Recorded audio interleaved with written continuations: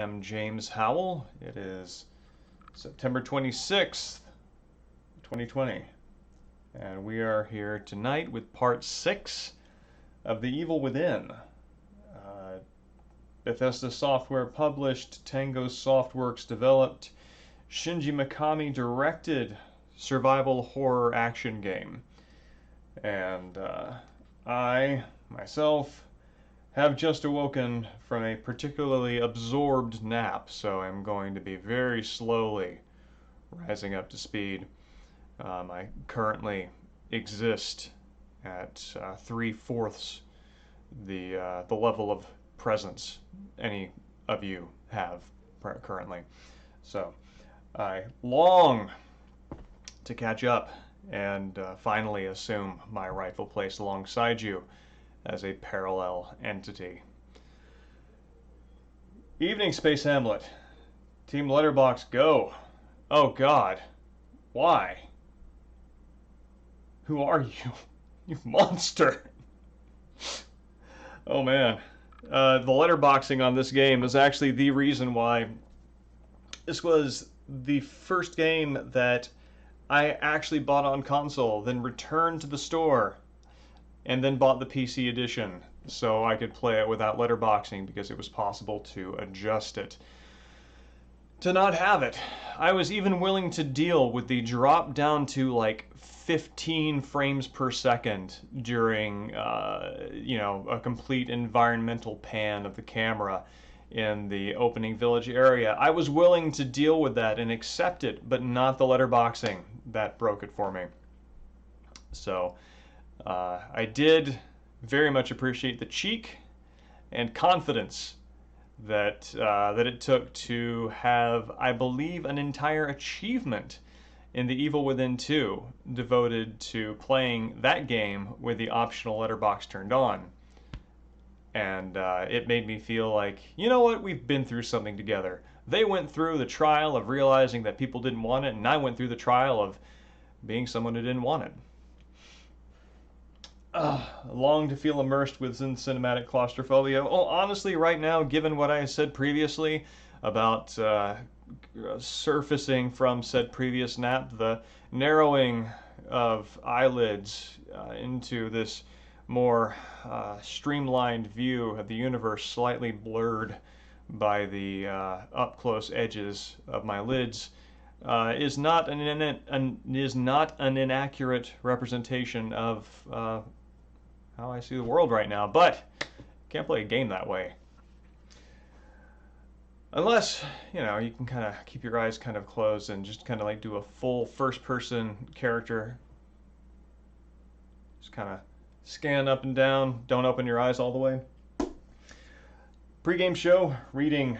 I've got made it further in Something Wicked This Way Comes, finding that my relationship with Ray Bradbury deepens the shorter his work is. He is a short story writer, and I feel that Something Wicked This Way Comes hammers home that feeling because that's about how long I can pay attention to his rhythm and imagery, at which point it kind of becomes a little overloading and intense, and that's the point where my brain just sort of unconsciously checks out. So this is good. That's not a knock against Bradbury by any means. He is one of the greatest writers of the greatest generation, and truly a gift to science fiction and all of us in the English language. But he's very much a bite-sized, intense, warhead candy kind of writer rather than everlasting gobstopper.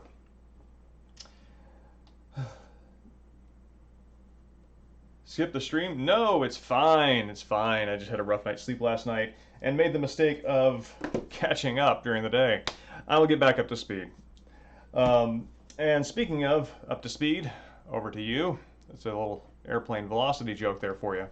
These stories continue to be very good. Roald Dahl's stories from the RAF during World War II. He was on the African front fighting against the Italians, and there's something there's a Kipling-esque masculinity without the imperialism in Dahl's quasi autobiographical writing from that period.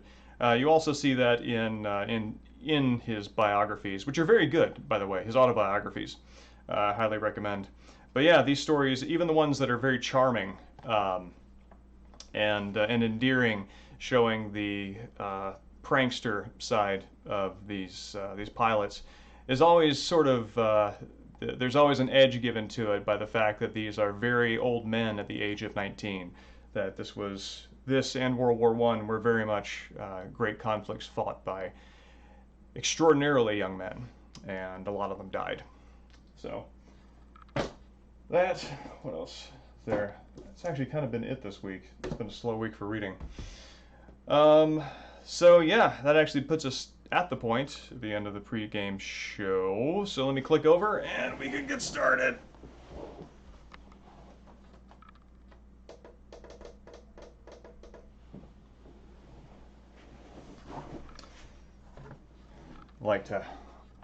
Like to warm up the crowd for my streams by just reminding them about the atrocities of the 20th century.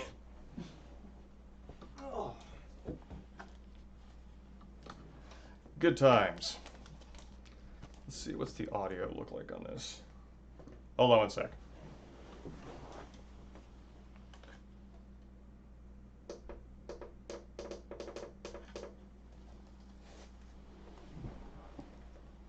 And good evening, Ark. I acknowledged what you wrote without acknowledging you, so it's good to see you.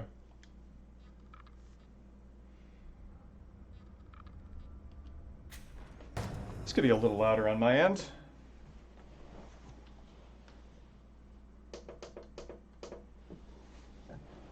Oh, actually, while this is loading, oh, this reminds me.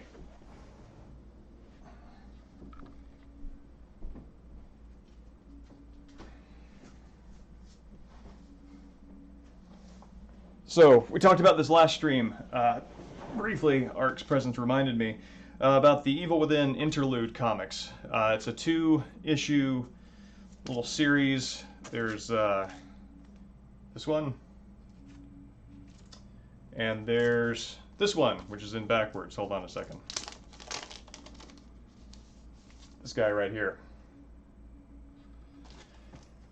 And these are nifty comics. I think that they are worth everybody's time to read and enjoy the variety of art styles. They do a really good job of conveying. They convey the weird transitioning shiftiness of reality from the first game, more so than they convey the mission-focused exploration feeling of the second game. So if you like The Evil Within 1, The Evil Within Interlude is a really great place to get that aesthetic.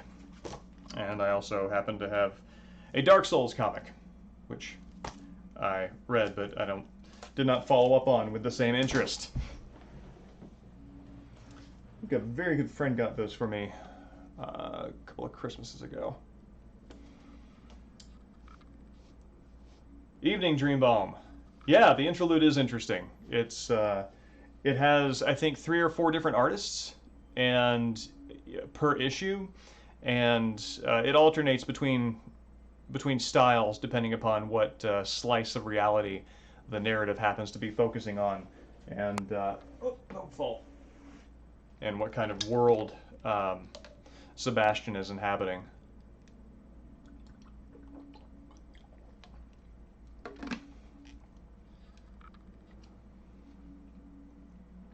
Many video game uses of Clair de Lune to choose from, but this one is your favorite. And you are right, I feel, to decide so. That has me wondering if it was playing just now when I had the headphones off, or if that just occurred to, that just came to mind.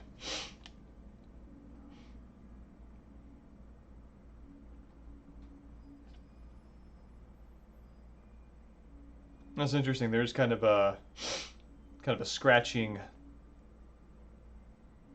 sound.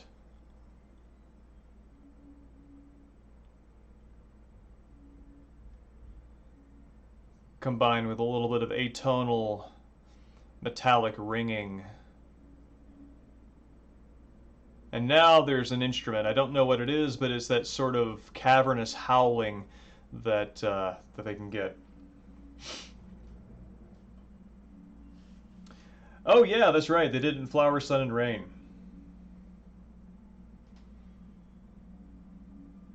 Quadrilateral cowboy. I'm not familiar with that.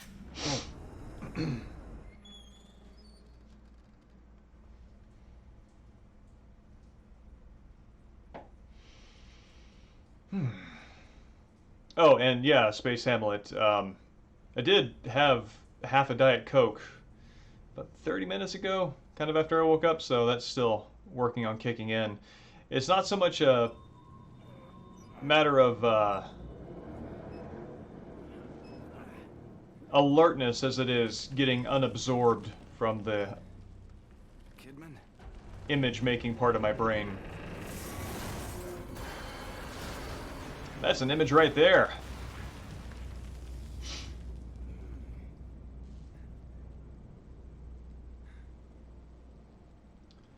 Evening, Theodore. It's good to see you back. Yeah. Yeah, we can pretty much summarize it in no, the first 10 minutes here. Hell is other people. That's the quick and dirty of Evil Within. All right.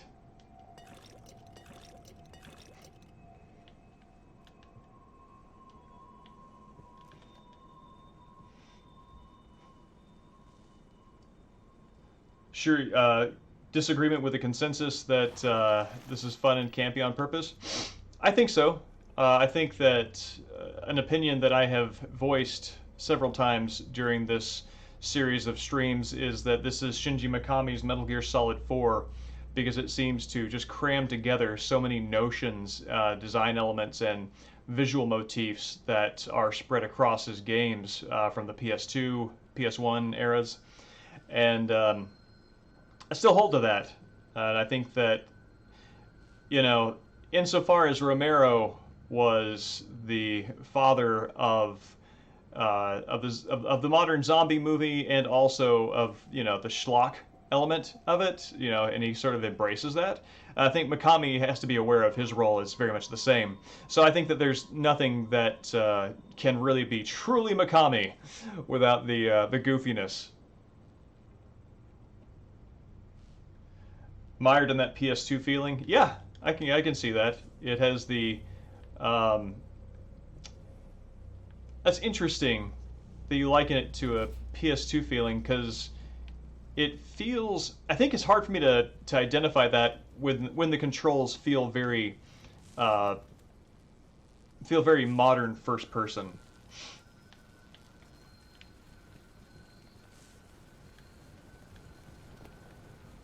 Oh man. I was out today trying to fly my kite one last time in the season before I acknowledged that autumn had in fact taken hold, and it started raining, but it was not hard enough that it stopped the kite from coming down. The wind just couldn't sustain, so very sad. We won't know unless we get down there. If you're down there, hang on. We're coming. I mean, granted, you can't really count on anything being what it looks like here, but that's some optimism coming from Sebastian, right?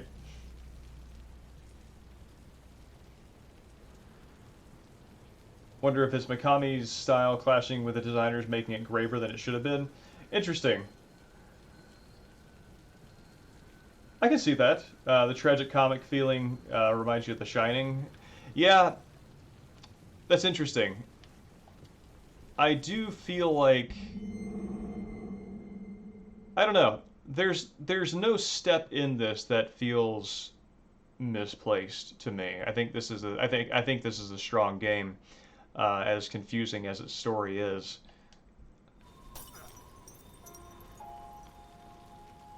Tonally, it feels like the same thing all the way through.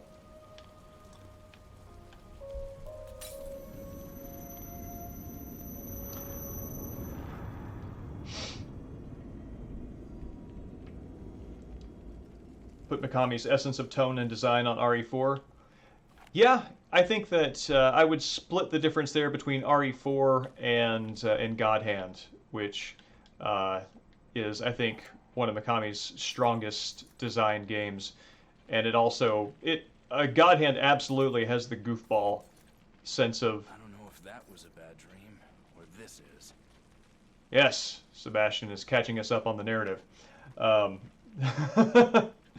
but yeah, between God Hand and RE4, that I think really does capture a lot of Mikami's balance between goofiness and serious atmosphere. Um, yeah.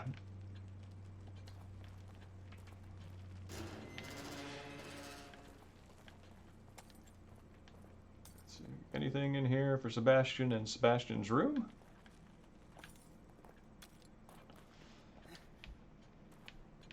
I agree. I think camp can be serious. It's been a while since your last visit.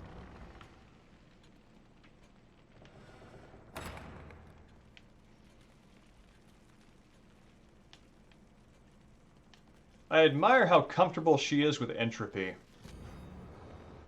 Century-old mansion burned to the ground. Arson suspected. Victoriano estate burns to the ground. Arson suspected. Okay, just repeat the headline and the lead. Sure. Whereas the reclusive owner, whereabouts of reclusive owner unknown. Uh, Peeping Tom caught filming. The spring fashion will be deep end? Huh? Police investigation partly reload?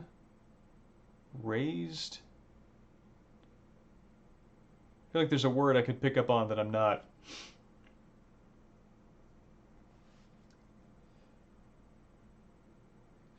Do you mean that Sebastian takes up so much of the of the frame from the camera's perspective in the save hospital area?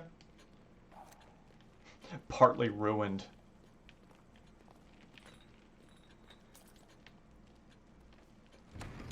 Actually, you can just go ahead and, for the time being, excuse me, let's kind of see what that looks like.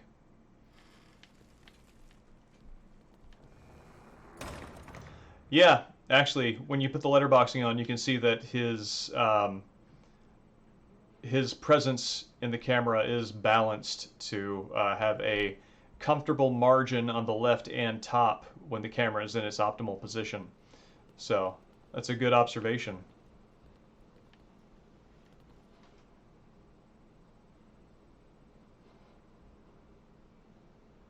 Removing the letterboxing makes the camera far more zoomed in. Yeah.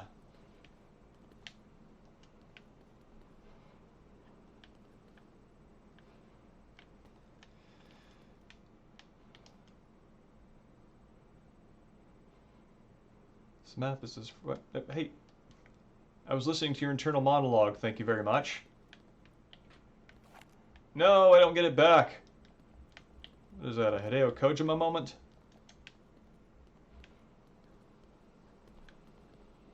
Oh man, I really like the very gentle machinery sounds in this area.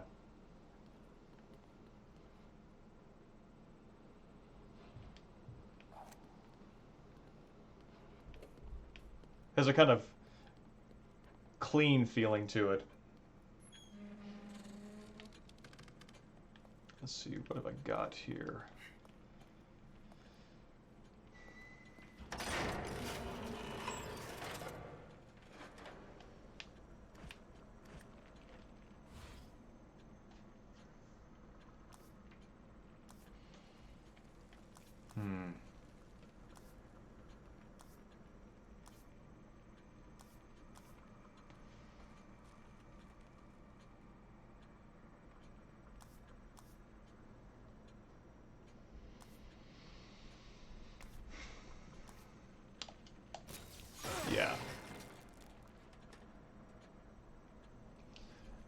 Oh, that's interesting. About Mikami, like in the light of MGS4, responding to expectations of his horror and action roots with Evil Then. Yeah, I can see that. Yeah, let's go ahead and increase that. That seems fine to me. Pardon me.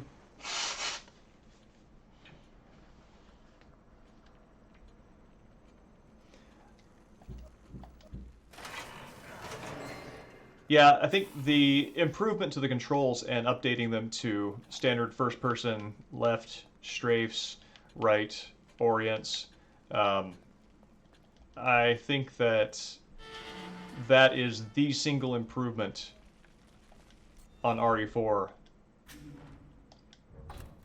that makes this a modern version of the same sort of object. But now, regrettably, I'm going to have access to more of my screen.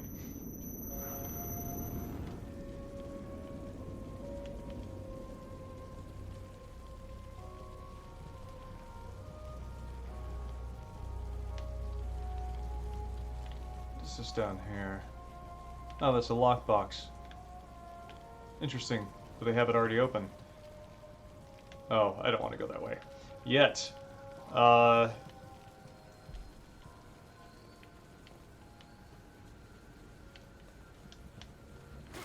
There we go. I've been playing Fatal Frame 4, which I'm going to stream on Tuesdays after finishing Fatal Frame 1. And that's the game that my hands are currently having to unlearn as I reacquaint myself with the controls.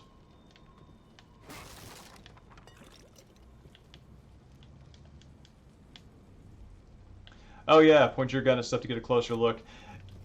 It is interesting that they have taken the extra step to be very deliberate and careful. Is that a breakable box? In fact, it is not. With how the camera tightens over the protagonist's shoulder, depending upon where they are.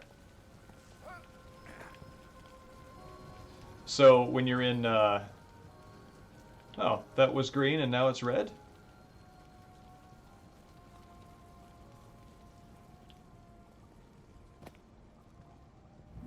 Is that acid? Oh, yeah. This is, Trap Central.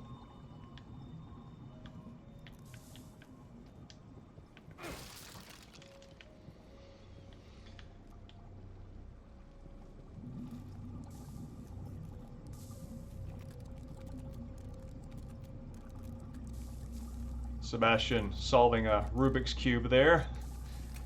And getting us out. Good. Can you turn it back on? No, I cannot.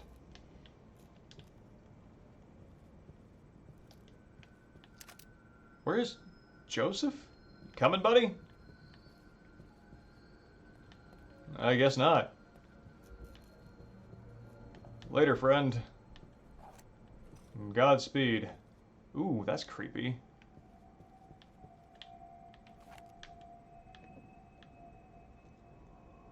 That actually reminds me of a very specific room in this game, the one where the sort of like eye hole appears, depending upon what you are not looking at.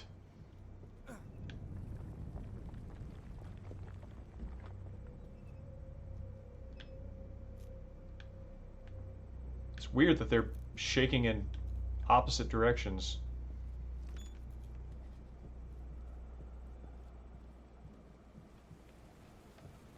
Okay, yes, that crouches. Oh, there he is. Jesus. What could cause this much damage? Is that a subway sticking out of the ground? Yeah, but look how it's positioned. If we can get over there, we might be able to use it to get across. Let's just concentrate on getting out of here.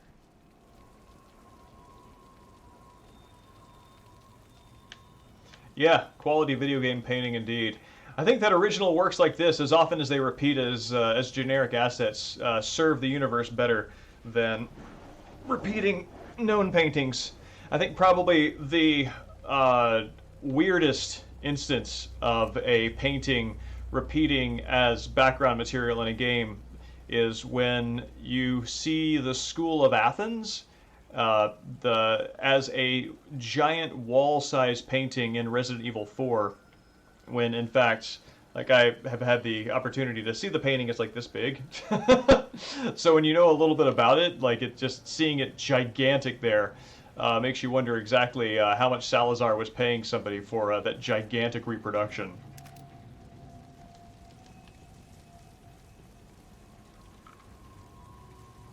Insistent on elegant scripted encounters over emergent ones.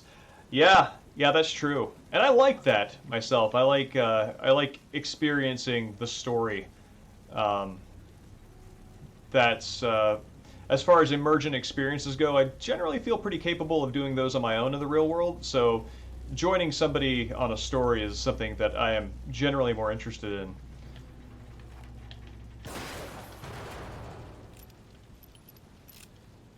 I tend to respect emergent games more than I do play them.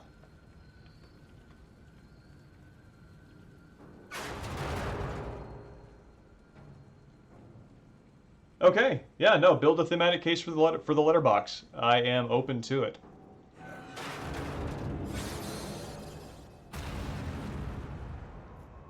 No, don't risk it. Hold on. I think I see another way down. I'll meet you on a lower level.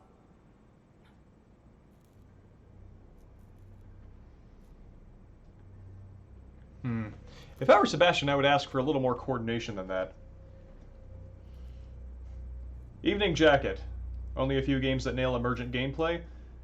MGS5 did? Yeah. I think MGS5 did as well. MGS5 was kind of strange in that regard because there were a lot of moments that Damn it. First Kidman, now. there were a lot of moments that were created from a chaotic combination of elements. But sometimes when I started to get an idea about how I wanted to structure them and then try to pursue that, it didn't always come about as intended or as desired. I don't know if that counts as thwarted emergent gameplay or not.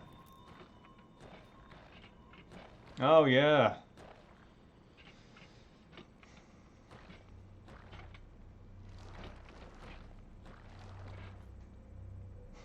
Sorry, buddy, didn't mean to catch you on the clock.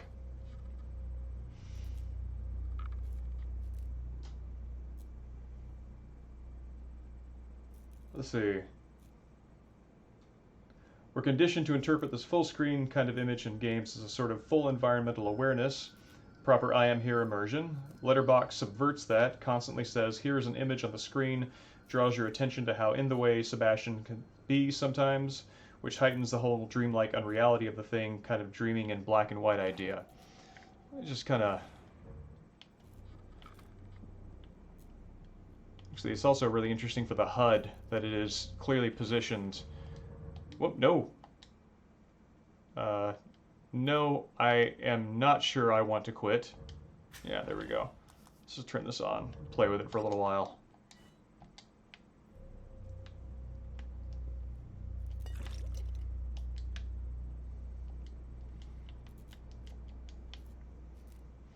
So, does the letterboxing forefront Sebastian make him a little more important?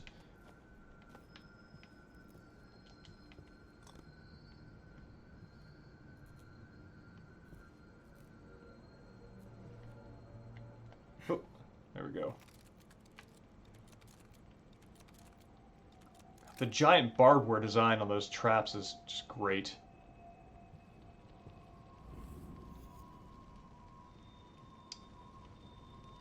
Even more importantly, changes your relationship with the space. Well, what I'm up to doing is I am up for playing with this for a while, using the letterbox, even though it is a little contrary to what I feel comfortable with. I am up for the experiment.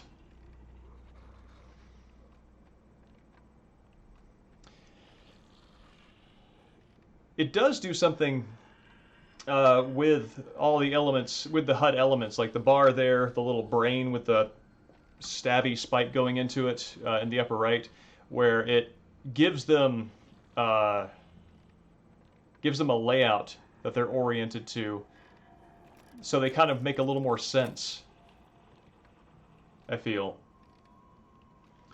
Can I distract enemies? Yeah, you can. You can throw bottles and stuff like that. I have less luck fighting with using enemy distractions than I do fighting them head on.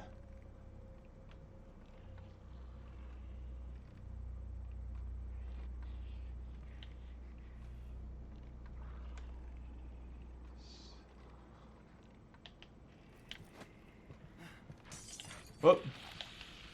Oh, he's got a... That was a great idea.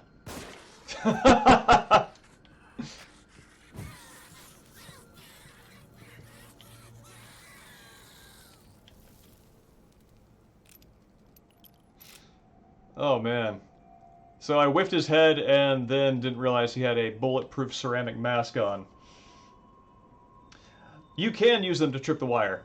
The reason why I prefer to try to save them is when you disarm a trap, you get these little parts, these sort of like abstract parts, that you can then use to craft bolts for your gun, for your bow gun. And I like to have those on hand. A dream feeling where it's not always certain whether you're acting with your own agency or just watching your dream character play his role. That's the letterbox. That's interesting. I haven't gotten that oh, no. Okay. I haven't gotten that feeling from letterboxing generally, but I am open-minded.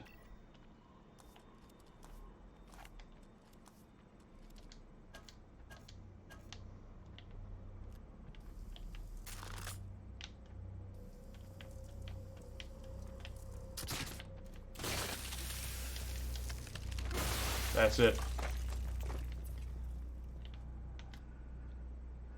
So I'm happy to experiment with how I feel about it on the stream. Because honestly, I haven't revisited that question since I just got frustrated with it when I first bought the game back in... Is that 2014, I think?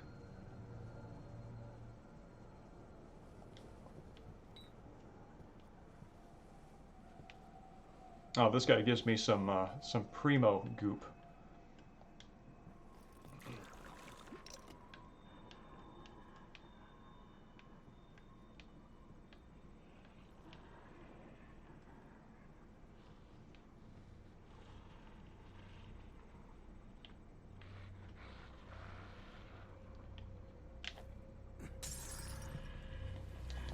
Ah, no, what?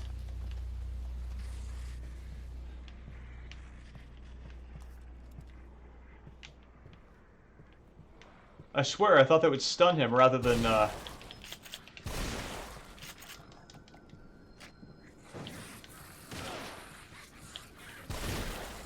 Oh, man. I am borking this hard.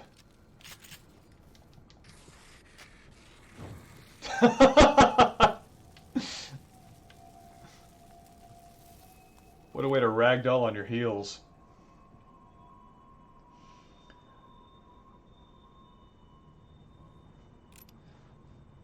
No, not Space Hamlet. I am down for playing with this for a while, giving it a fair shake. As far as this game stacking up against RE4, I think this is in many ways a... Oh God, I'm dead.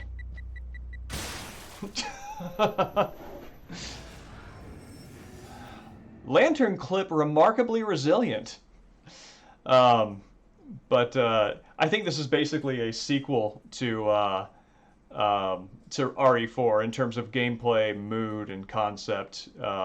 It escalates the same way. It has the same kind of feeling to me. I wasn't aware that he did Vanquish. I thought that was strictly Platinum, and after he had left them. But God Hand is basically my favorite brawler, hands down. So I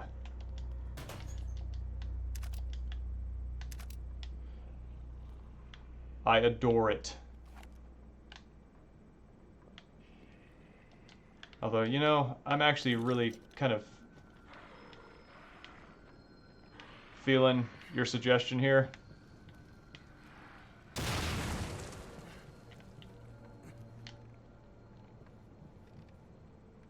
What? Okay. About to say, if that didn't kill him outright, it better leave him with exactly 1 HP. Wow, I did not know that Vanquish was a Mikami game. Oh, I also didn't mean to do that, but fine. Oh,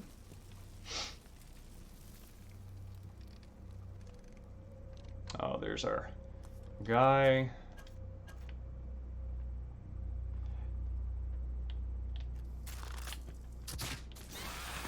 Alright, you know what?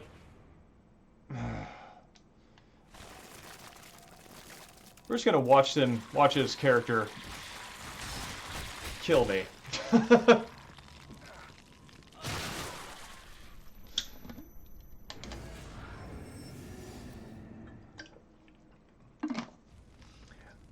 Vanquish is a game that I think when I played it, I saw exactly how much I was going to love it, but had hit a point where my appetite was full for action games at the time, and kind of bookmarked it as something I would return to.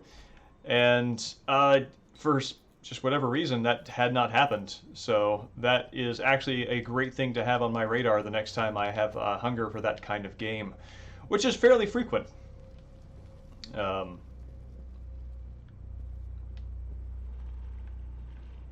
all right. Yeah, there we go. Come on.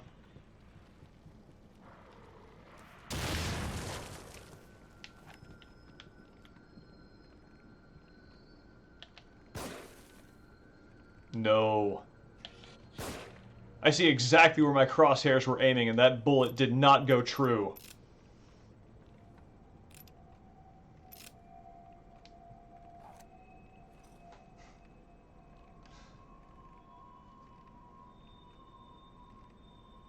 Letterbox framing suggests a feeling of separation between the player and Seb because it makes him feel a touch more like a film character. I can see that.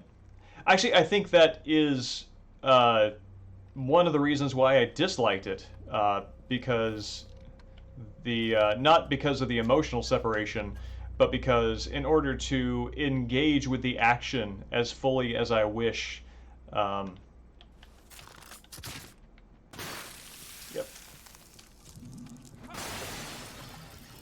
I wanted as much access to what Sebastian is perceiving as possible. I really like the gurgling sound coming from this device.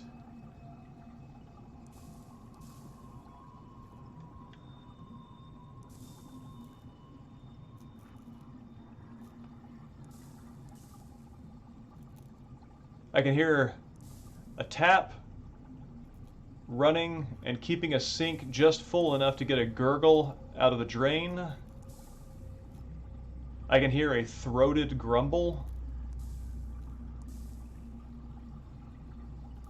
So it's got both that sort of bass and also really higher pitch notes that you get from water. That's good.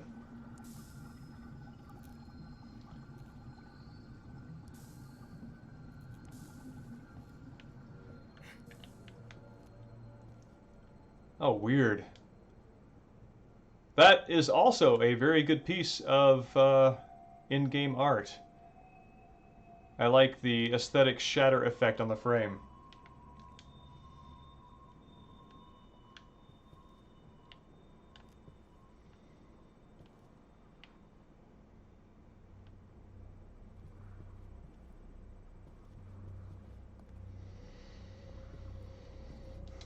Okay. Gonna do this better this time.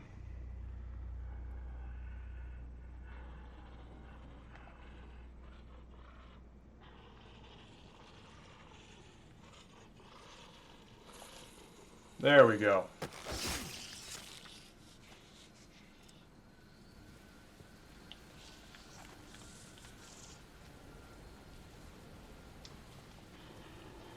Lucky day for me? Oh god, this is gonna blow me up when I stand up to kill him, isn't it? No!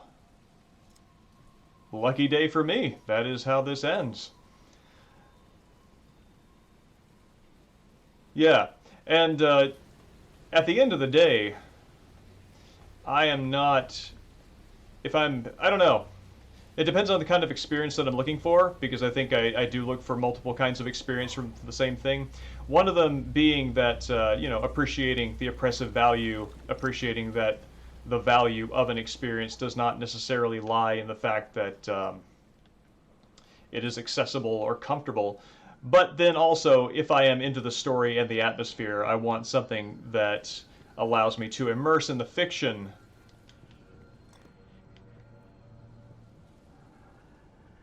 There's somebody still back here?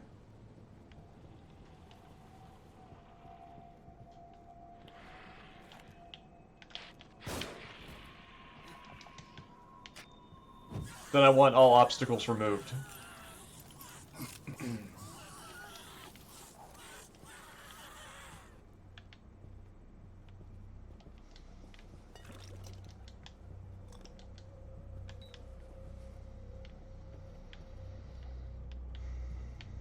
Man, this place is just full of the original art.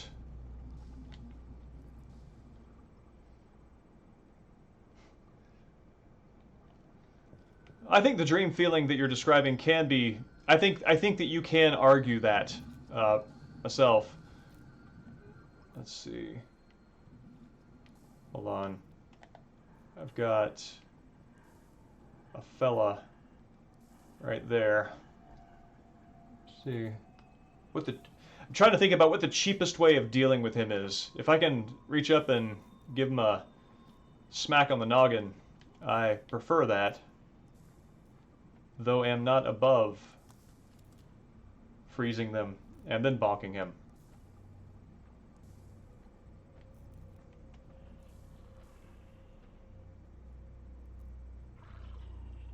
Is it gonna happen? It's gonna happen!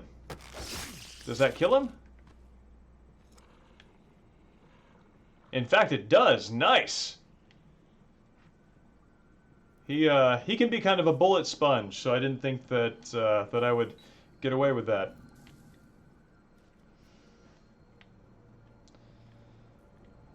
But yeah, one of Sebastian's feelings that that gradually builds over the course of this game is his dissociation from the reality and the events that are going around him. Actually made more intense by the fact that some of what's being constructed around him come from his own memories. Let's see if I can do this. All right. So the letterboxing as an agent of separation fits that experience, I think. Oh, there's one of the keeper helmets. Nuts to ya.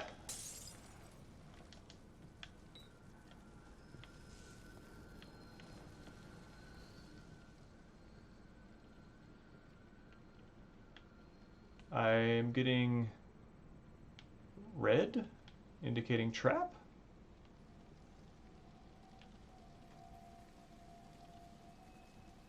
Where's that coming from?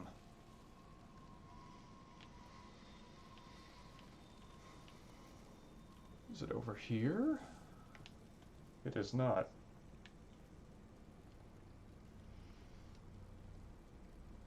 Whatever the second half is doing, it isn't in favor of the letterboxing. No, I think that actually that's interesting because the survival horror sections I think do definitely benefit from the letterboxing. But the more actiony it gets, the more you definitely want the information of what's above and below. It also suggests that the most relevant information is going to be sort of lateral, right? That you're not going to care as much about what's on the up and the down.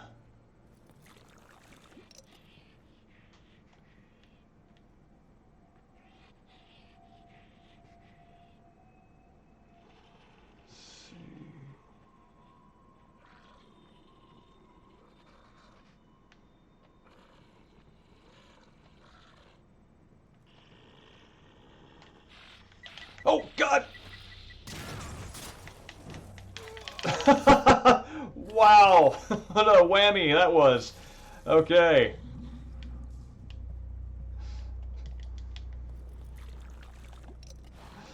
Oh, man.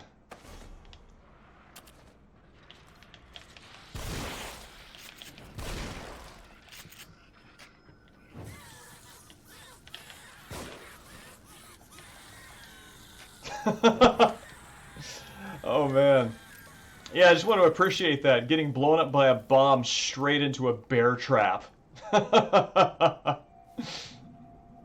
Excellent.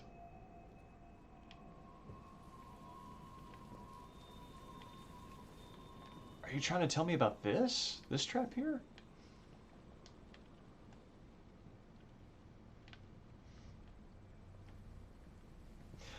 It can be a hindrance. I actually have never played the ending of this game without with letterboxing turned on, so it's hard to say. Oh, don't mind me. Keep patrolling your hallway there, friend.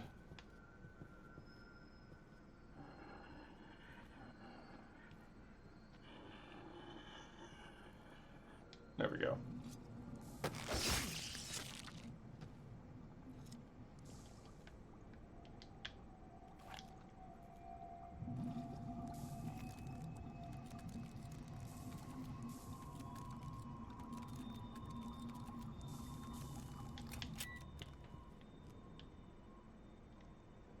Sebastian's handwork there is like he's organizing his toothpick collection.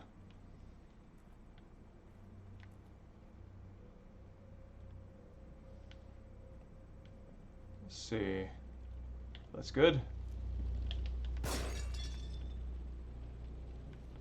And that's going to give me that on the lower level.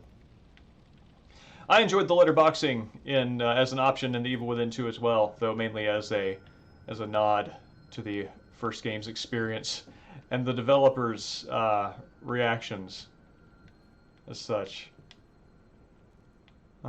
Just gonna look in this mirror for a second and appreciate that it looks like it has something, an image on the other side that is not this room, but is abstract enough to suggest the geometry of what's behind me, so I can accept that it is this room in a very broad strokes way. Or it's a dream, and things are weird. Thank you.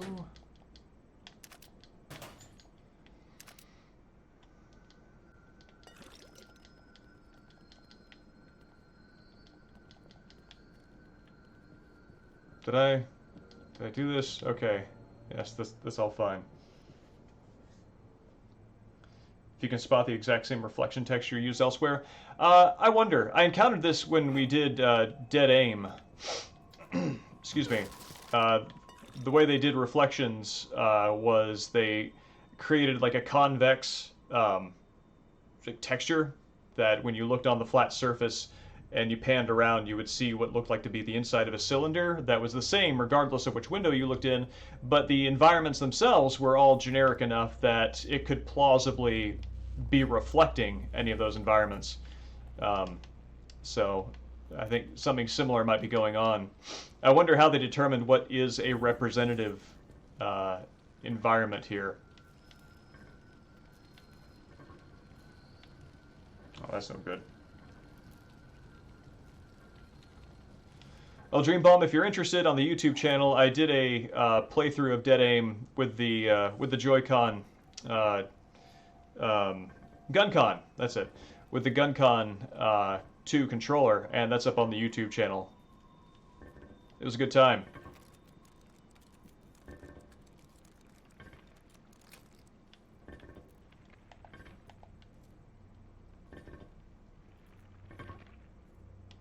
Oh, I do not like that sound.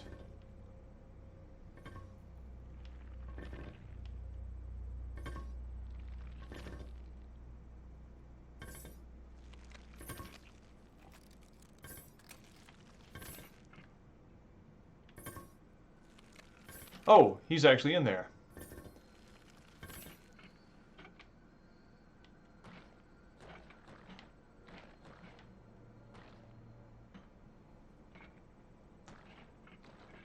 Perfectly normal day. Checking your traps.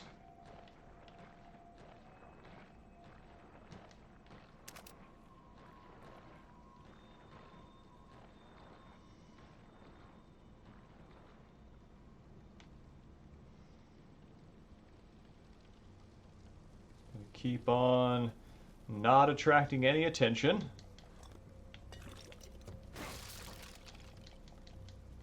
I promise you this fits the definition of subtle. I do want to find where that key dropped.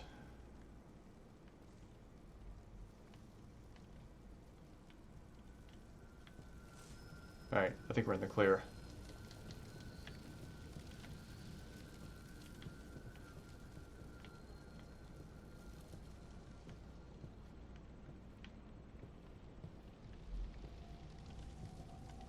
There we go.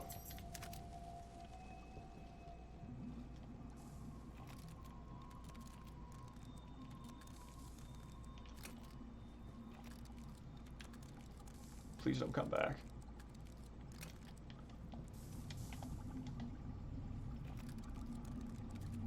Yeah, buddy. Get those toothpicks in alphabetical order. Alright, thank God. Is that something? It is something.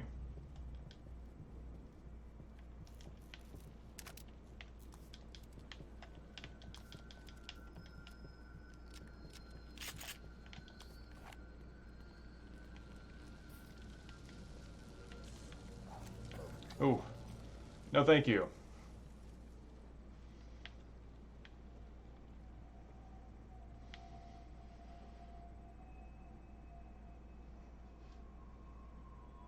While we're investigating the dream motif, how about how it interacts with that feeling the game has of being a kind of anthology of PS2 horror tropes?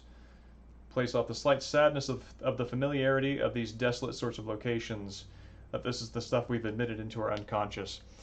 That's interesting. I'm drawn to the first part, that the familiarity sought out of a return to those tropes is in some way a kind of an older media experience that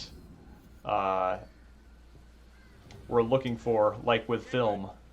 Are you in there?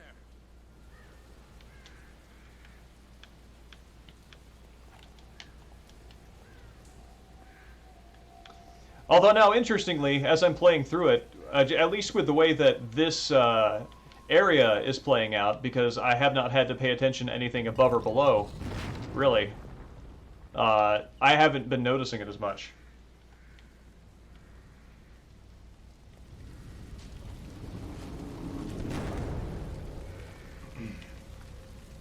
This reminds me of a particular scene very early on in Last of Us, where Joel and Ellie and Tess are going through Boston. Oh no, I can't take the Magnum bullets with me. Let me tell you what, buddy. You took the easy way out. I've got to live on knowing what I'm leaving behind.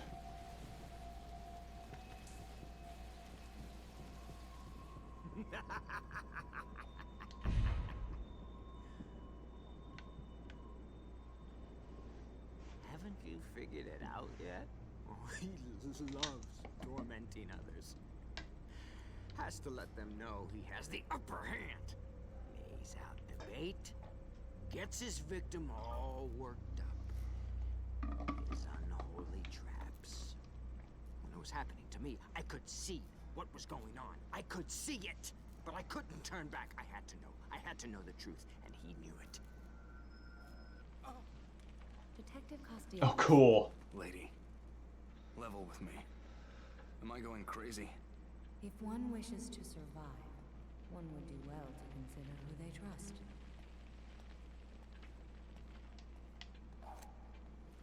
Is that directed at me, or is that just general advice? Alright. Talk to you later, too. Oh yeah, I can see the multi-layered hotel being called by that as well. Where's this dude here? I love how the wood grain on that stock just fits the distressed nature of his clothing and the cracked paint on the walls. That's a very lovely image, I think.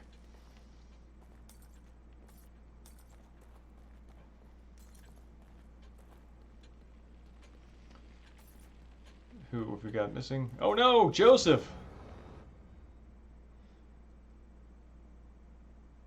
Disappeared while returning home. Several eyewitnesses claim to have seen him searching Crimson City for someone.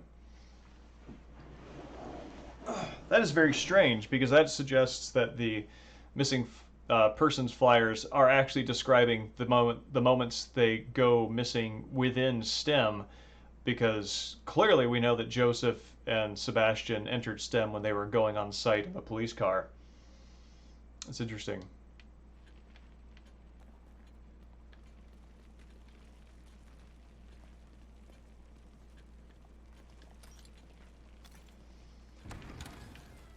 I feel like those details, you know, what the, you know, what moment of disappearance those flyers are describing, I feel like it's easy to get kind of caught up on trying to figure out what specifically that refers to. But at the end of the day, I don't think that it impacts what I care about from the game most. So I'm pretty willing to let that go.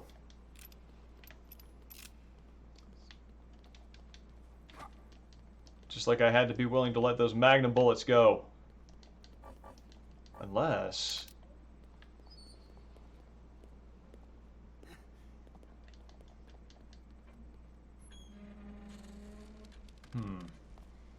I wonder if I can do this.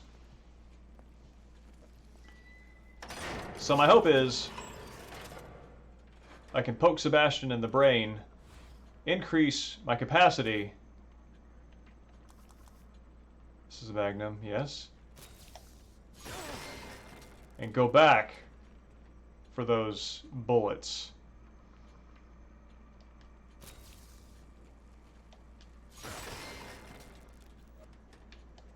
No, wait. I already did that. Alright. Let's see if they're still there.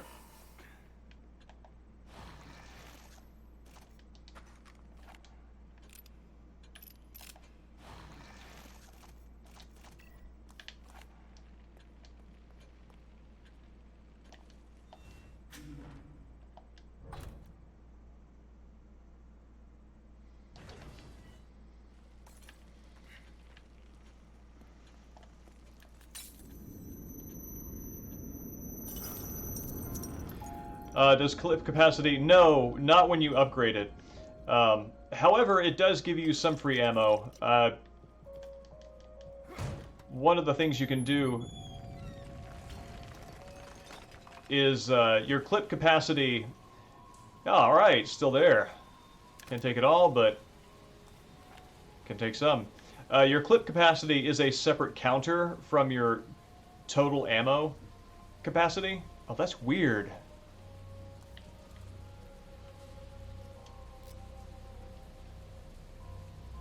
Strange. Wonder if there's something I forgot back in there.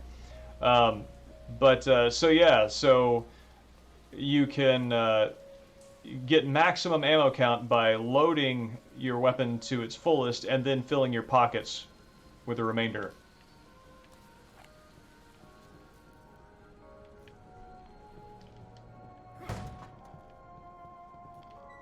How strange. This is a unique save point because the mirror shatter effect usually doesn't exceed the, you know, the border of the mirror like this. It's nice.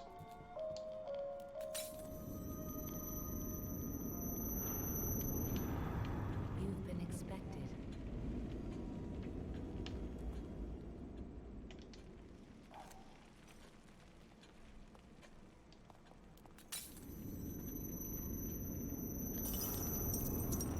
Oh, wild!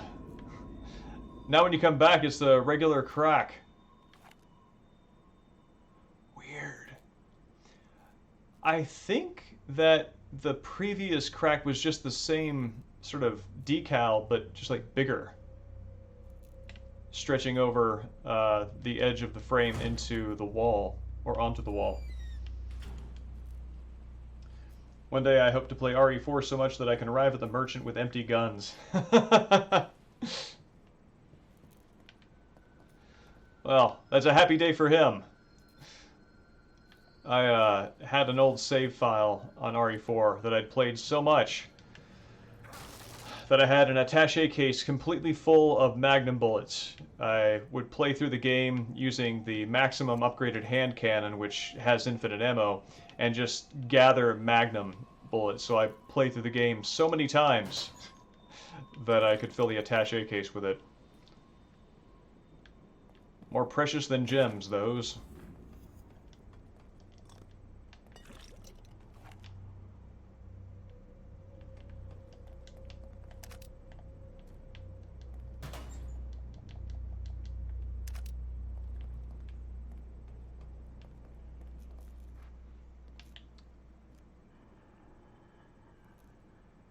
Oh, it's got brake lights.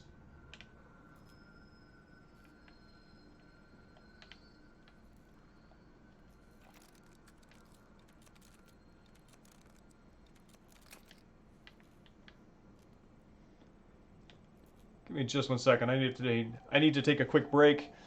But just to see what happens, we're going to sit here and stare into that void. And I'll be right back.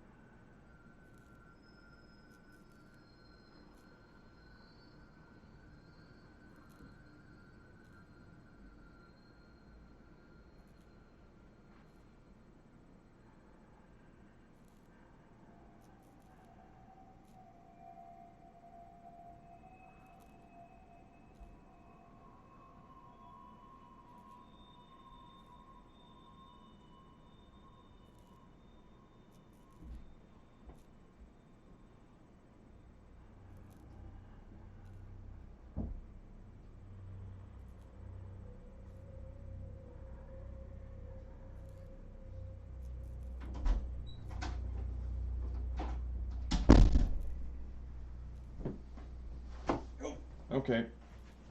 All right. Good. Oh, neat. He stayed the same. How do I feel about RE6? didn't feel it deserved the hate. I agree with you. I liked RE6 quite a lot, and I found that it had a very fun and cinematically a very fun and cinematic combat system with being able to run. It's really cool. Like it really just like it took the action movie behaviors that became part of the Resident Evil protagonist's stockpile of moves, starting with RE4 onward. It actually made those player accessible in a way that wasn't really well explained, but I think that once it was executed, like once your hands learned what to do, felt really good. Like it felt really good, as like Leon, right? During his and was it Helena? I think that was her name. Anyway, just to blitz past a bunch of zombies, slide on the ground, then flip over on your back with a shotgun, so you're like right behind them, and then just send them flying. It's a really good feeling. So they managed to nail that really well, and I wish that game had received more love than it did.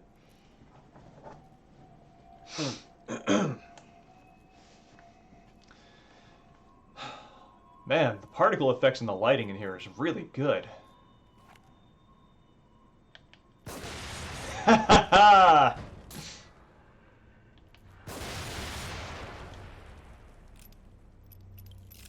This is kind of a nice Killer 7 moment here.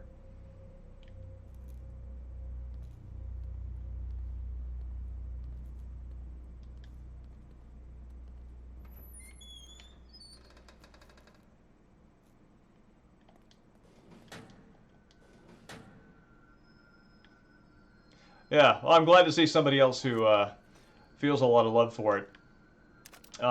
Something else that is underappreciated about RE6, I think, is how well it is designed for co-op.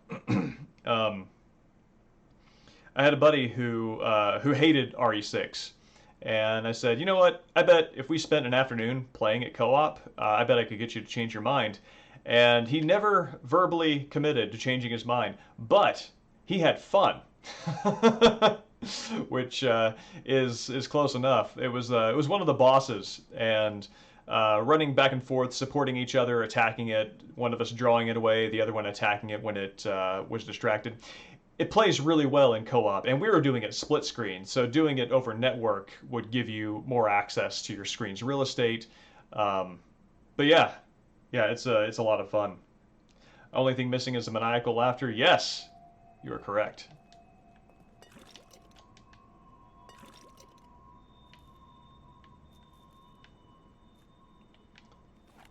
See,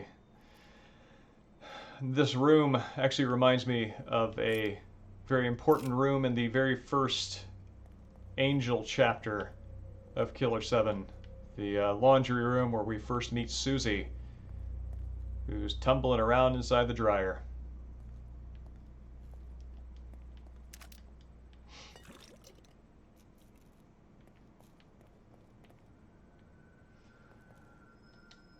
In Jake and Chris's campaigns? Yeah.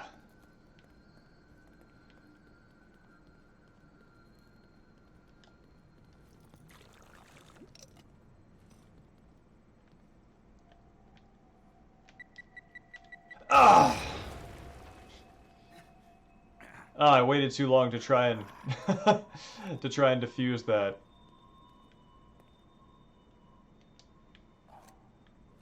Is this where I just was? It is. Okay.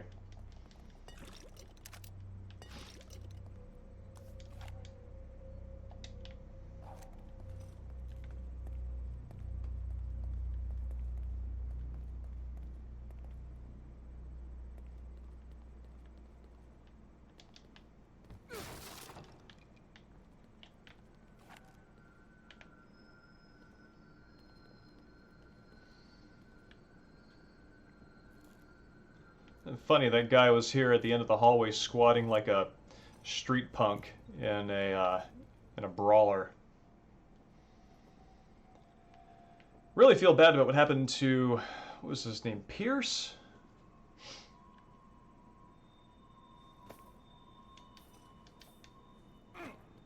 Whoever Chris's Chris's player 2 was.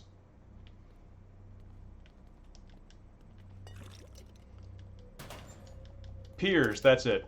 Not Pierce. Yeah, if only that game had had the same theme as RE5, then maybe Chris's partner would have survived. Oh, hey, that's cool. That's a nice Fallout Easter egg, huh? Enjoy vault living. It's cute.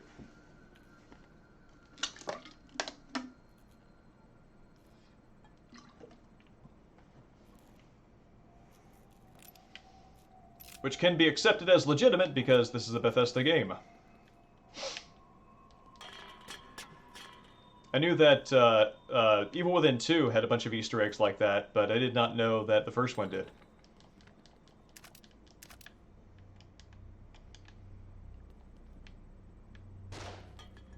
Joseph? Buddy, at the rate that we're going, I would not expect any random noise at all to be Joseph.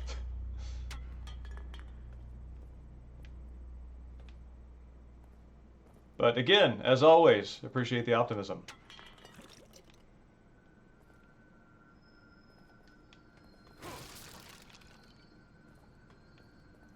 Oh, I'm suddenly remembering what's coming up. Oh, and I don't like it.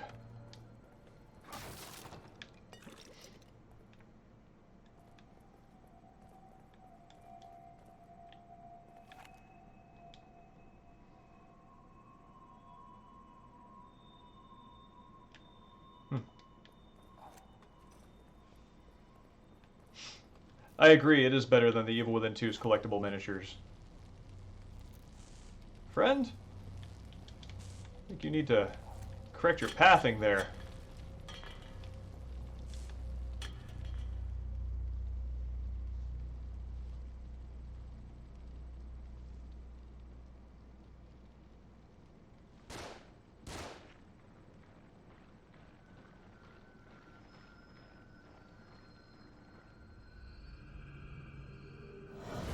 Oh no.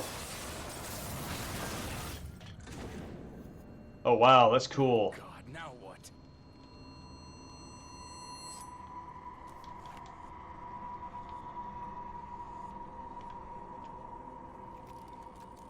Disco Roombas, yeah, that's right. I remember this now.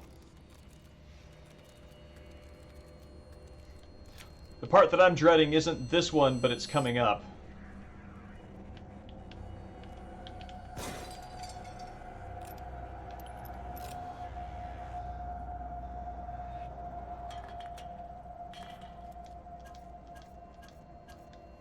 Yeah, there we go.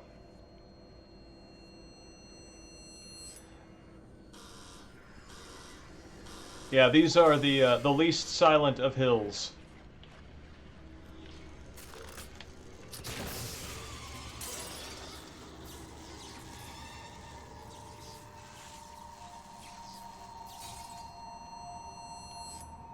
All right.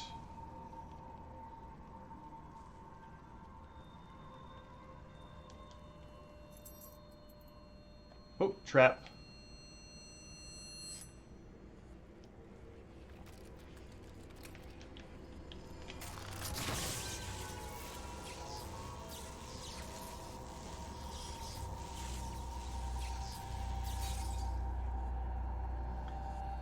I can see the Silent Hill resemblance. At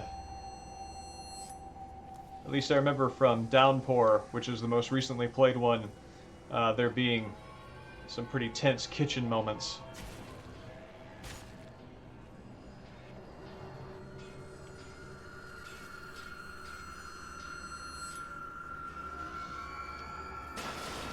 Woo.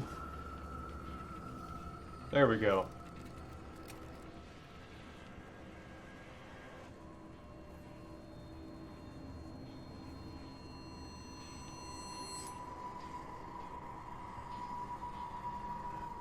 I see the trap blood globs, but no trap. Maybe it's on the other side of the stove.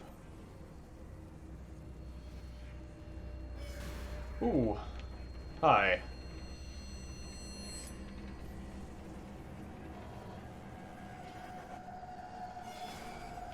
Okay. Oh! Whew! Close! That would be the trap that I detected. Okay. Roomba bombs from RE6. I actually don't remember those.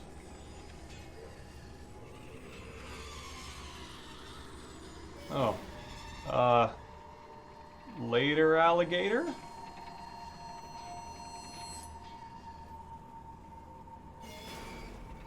sure there's much need to...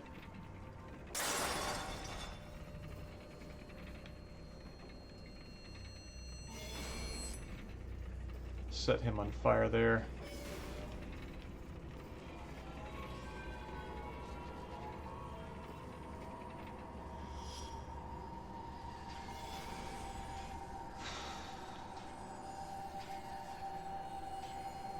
Okay.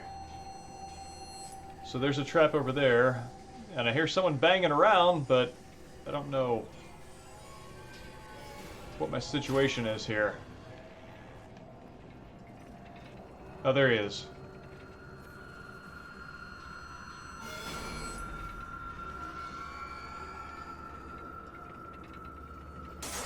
Woo!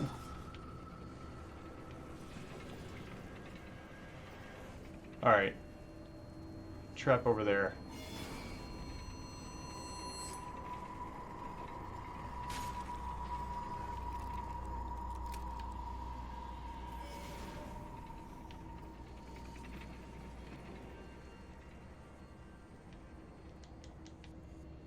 Good? Good.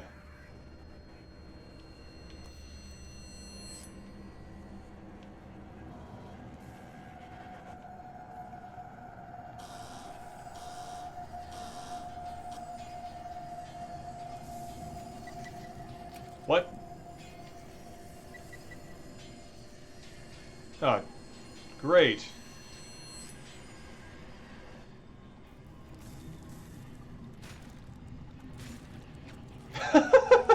They're totally ragdolling that dude.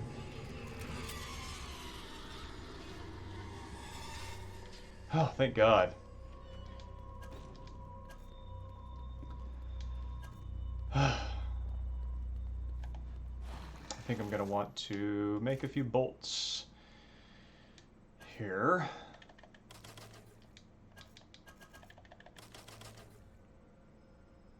Okay.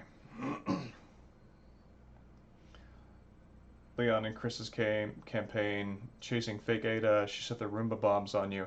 Huh. Oh wait, is that where they run into each other? It's I think they're in China, is it? And they actually run into each other, and that's where their storylines converge. Okay, yeah. I remember thereabouts.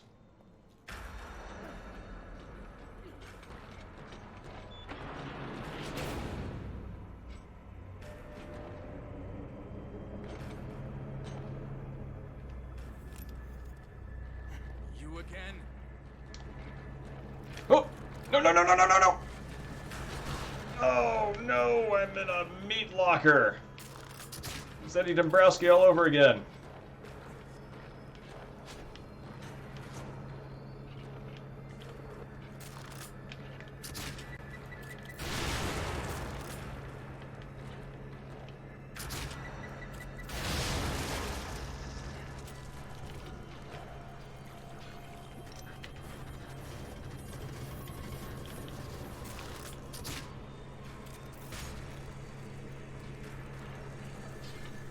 Oh, no, no! Oh, come on. We can get out of this.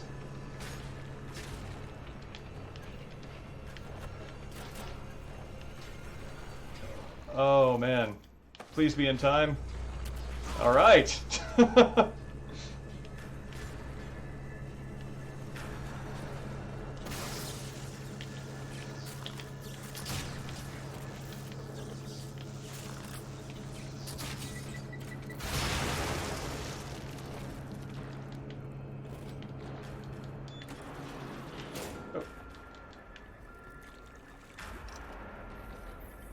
Oh, Nope, I'm done with that.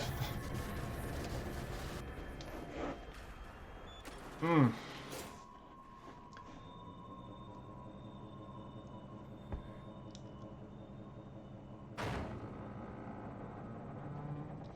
God damn it.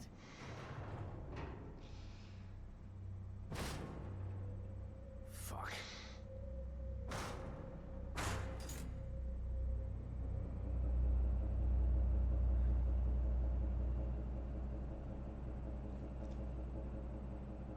I haven't paid this close attention to the sound design during this before.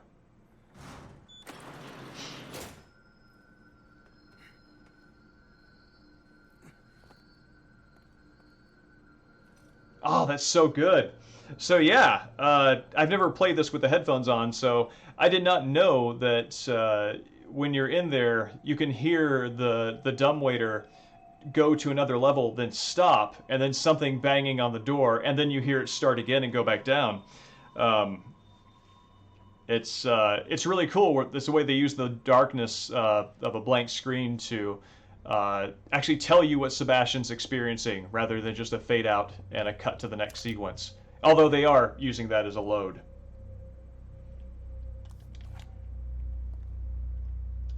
The coffee room. I see a Sugar Bombs ad, but are you thinking like the John's Coffee? Oh, hey, there it is. It just says Fallout 3.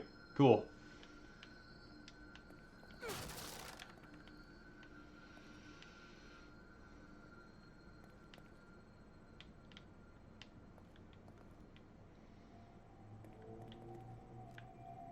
Ah.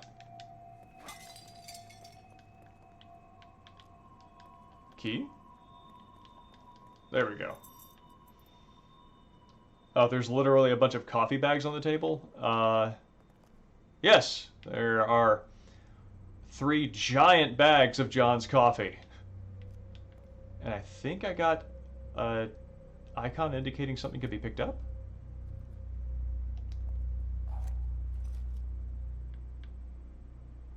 Yeah, there we go. Can find. Oh wait, it's actually just on the other side. Never mind.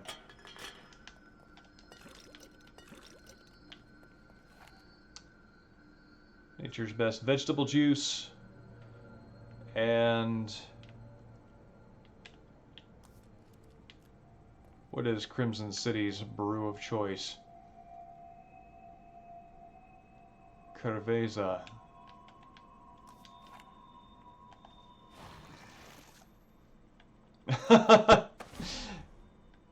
Well, you know, it's little things like that that stick with us, and one hopes that in our dying moments, I'd better find Kidman. when all the images and associations are flashing through our brains as the synapses scramble for meaning, that the more important associations will win out, and not the coffee room. At least that's what I hope. I don't know if any of you would think about that.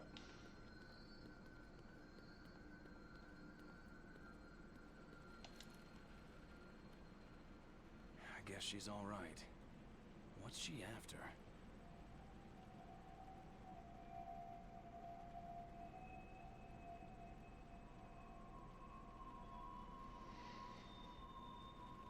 Man, as unreliable as Leslie is, it sure takes a lot of confidence to walk out ahead of him.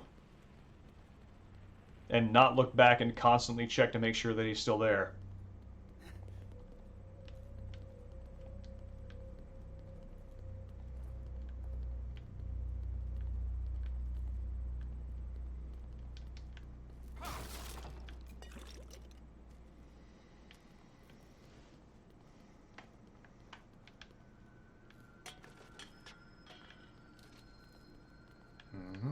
Just a couple of cardboard boxes. Definitely not a safe that will spawn a giant hulking janitor.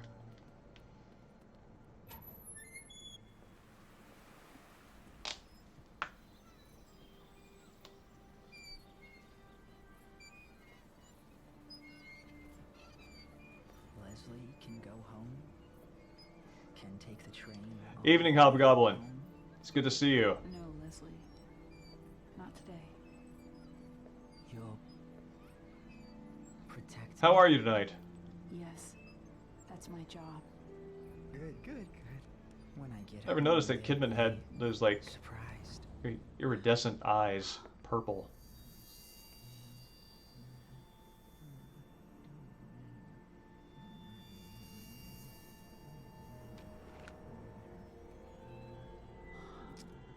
It's not your fault.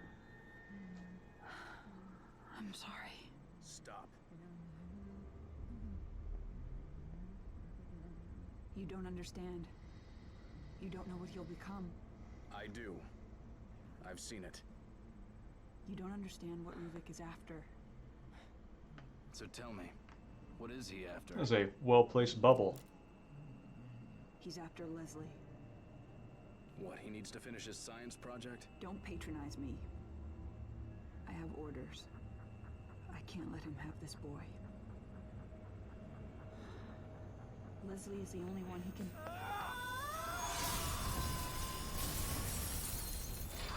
Ooh.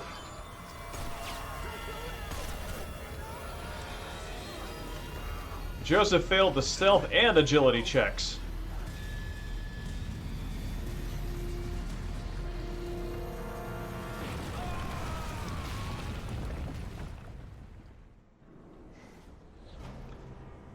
Oh. Yeah, Dummy Ruvik and Dummy Laura's. Not a fan. A Korean movie called The Wailing. I've never heard of that before. I actually am not that familiar with Korean horror. But I'm well, thank you. We are now into the rainy season in Seattle. I tried flying my kite today with some success, but not the kind that one would hope. And yeah, all in all, it's been a solid Saturday afternoon. I don't remember if I just did this, but I did it again.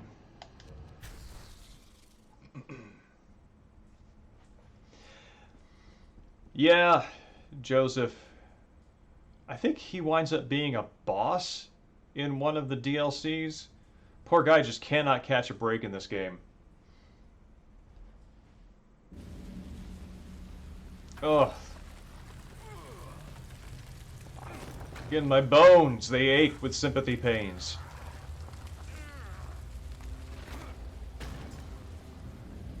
As I marvel at Sebastian's lower back strength to be able to haul those things off of him.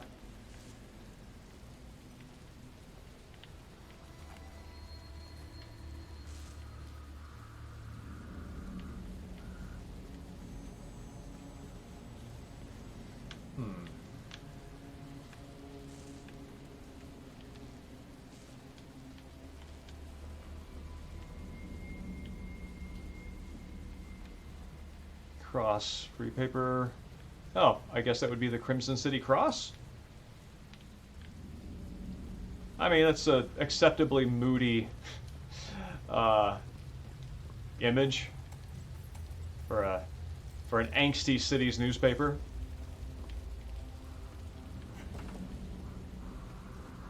Do not lean out. Welcome back, Hamlet. I'm very glad.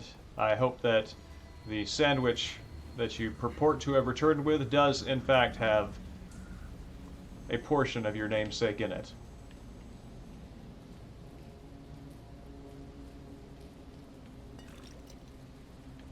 Either a slice of ham or a brief scene from the play.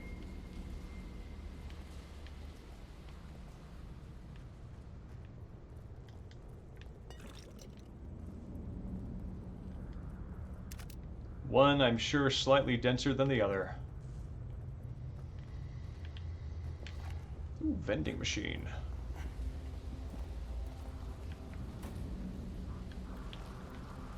Ah, gross.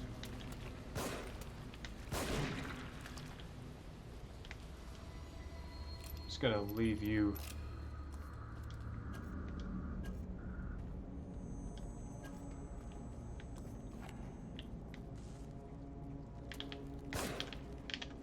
Ah! Oh wait, I could just step on them? Huh. Alright, here we go. Gross!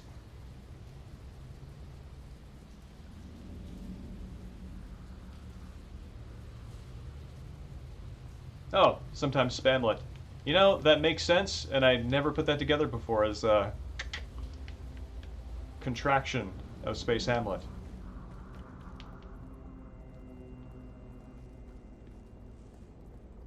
Spamlet has a very kind of Spamalot Python feel to it. Nope. No thank you. Yep, it is an operating vending machine.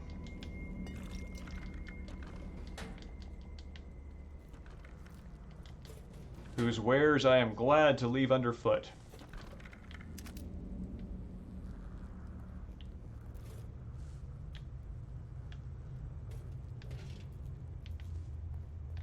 What do we got here?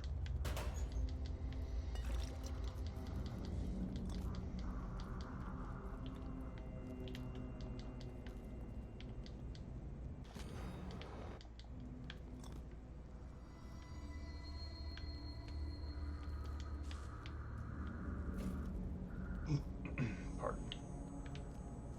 Oh man. Wall phone. I don't think I've seen a corded phone in ages.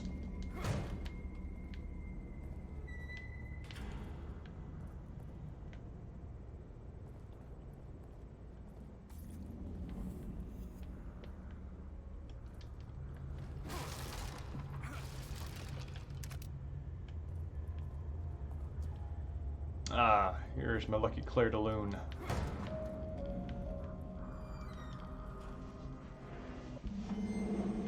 I fear the worst has come to pass. It means my investigation got too close to the truth. It means you may never see me again. I'm sorry I kept it from you, but it was to protect you from either the truth or my madness. I've enclosed a copy of my files. I only hope that you never receive them, but if you do, it's up to you to finish what I started. Please find justice for Lily, and for me, I love you with all of my heart, Myra.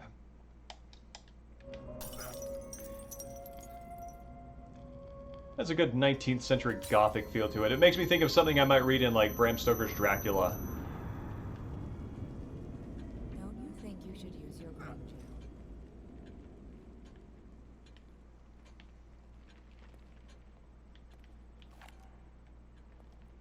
How do you know how much green gel I have?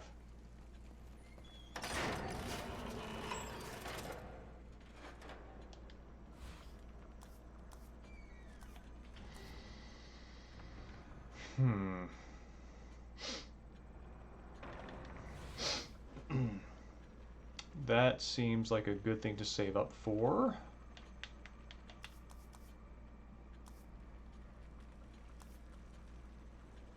That also... That seems like the best expense right now, though. Pardon. And that leaves me with a 650, which is the equivalent of 2 nickels in gel.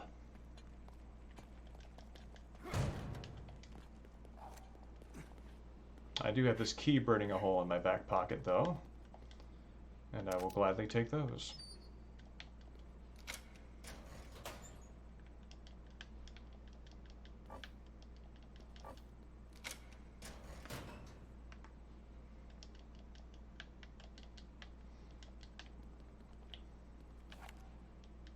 There we go. Wow, that is a lot more gel than I was expecting from that size container.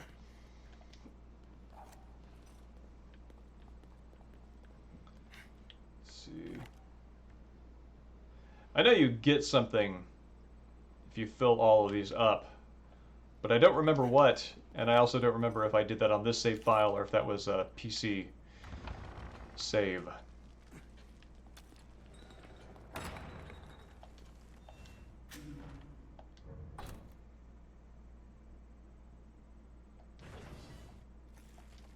Okay.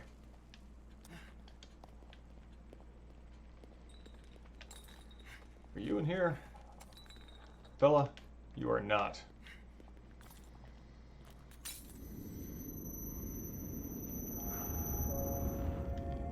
My message is being checked by mods and has not been sent. Is that, Ark, are you getting that from this chat?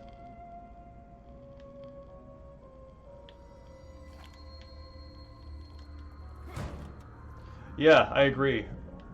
Old nurse outfits are especially the sort of like napkin crown. It's a very strange design that I can only imagine would be used to be able to identify them at a far sight, at a good distance, like if you were down a hallway. Uh, yeah, I don't know. I don't think I have auto mod turned on, so that's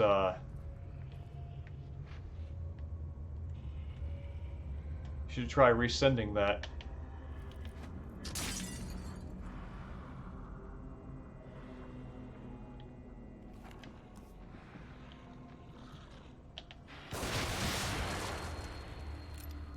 Worked out okay.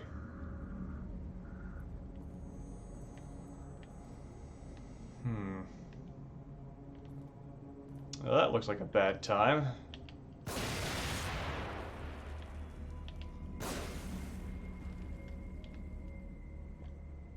Can I?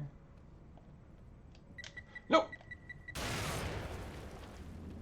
I swear I hit the X button in time. But I guess that's the only chance I will have because I'm not doing that again.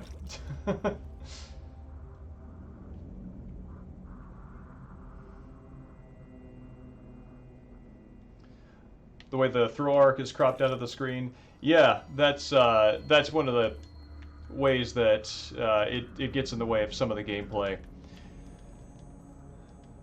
But let's see, how does this feel now when I pull it off? Oh yeah, wow.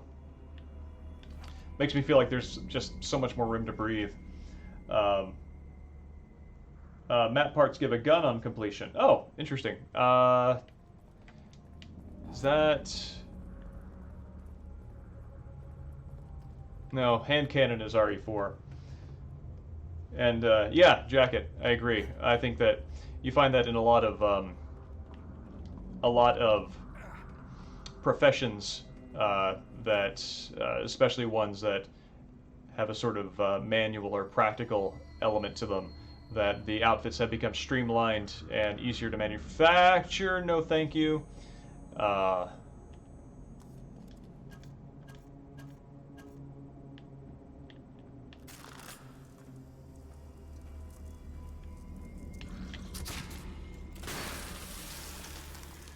Yep. Hold on. There we go. So a lot of the style has gone out of them.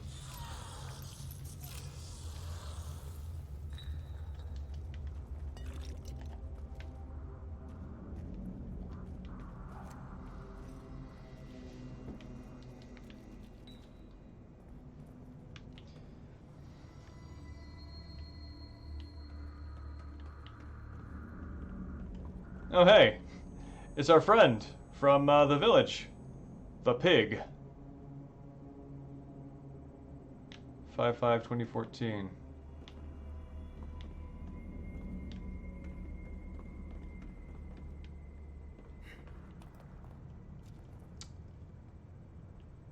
The crossbow firing sound? I actually don't know.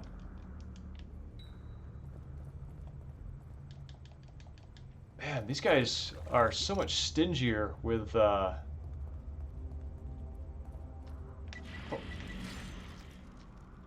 Ooh, wow. Much stingier with gel than I remember them being.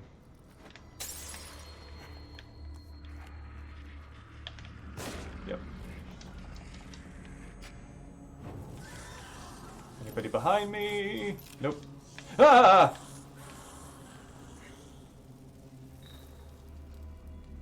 Jeez, I did not expect that.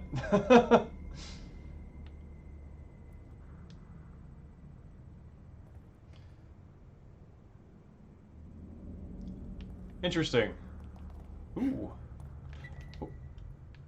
That's what's trying to explode. Let's see, can we do this? Yeah. Don't mind if I do.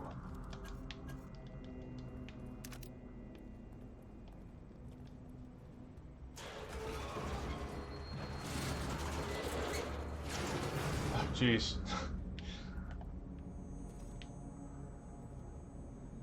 Is that a Tanner film? A Tamer film?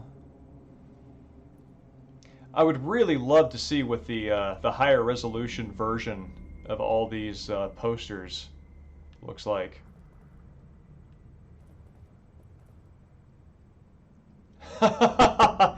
John's Coffee Chronicle is a movie review mag that has got a review. The fog started rolling in, and I was like,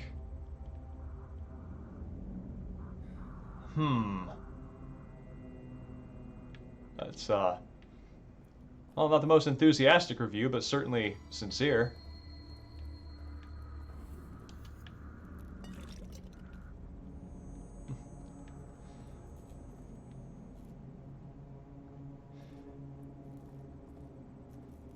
Yeah, you know, I've heard not being able to read in a dream, but I actually have not given... I don't think I've paid that much attention to my experience of that. I'm just going to appreciate what the lighting is doing here in this tunnel as I walk forward. That's interesting. The lighting on the tunnel seems to move independent of the lantern. Oh, maybe I'm wrong? Oh, there it goes. Yeah, it kind of like crosses this point where it starts just kind of swallowing the shadow.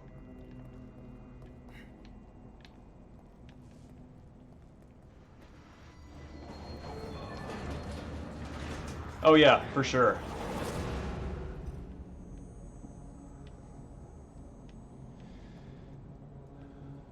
Oh boy, okay. Right. This.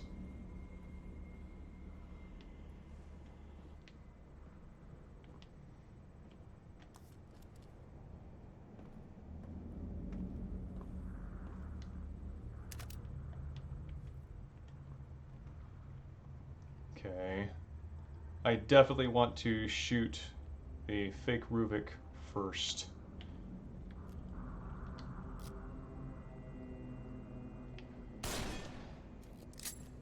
It's definitely something I would like to have done. Wow.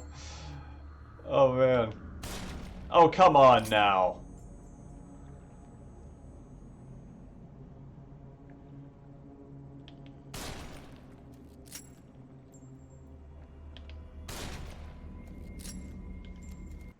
All right.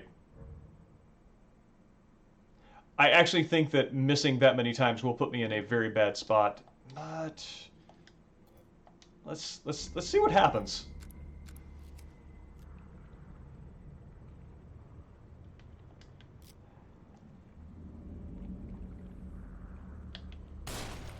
Yeah, what is up, guys? There we go. Okay, so I feel that that is learning about the gameplay rather than screwing up. So, kind of 50-50, but I'm going to lean on the one that flatters me a little more in this game.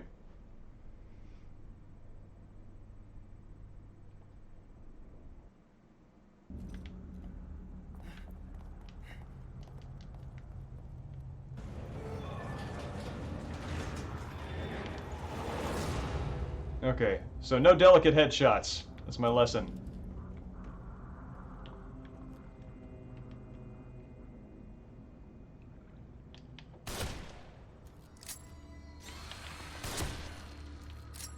You're fine. Just have a good laydown.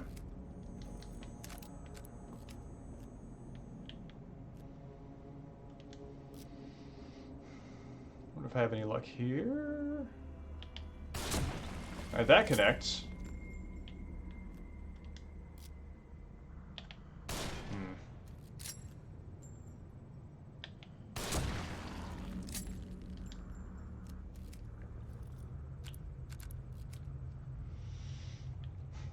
Breath, aim, squeeze, shoot. Yeah, I wish.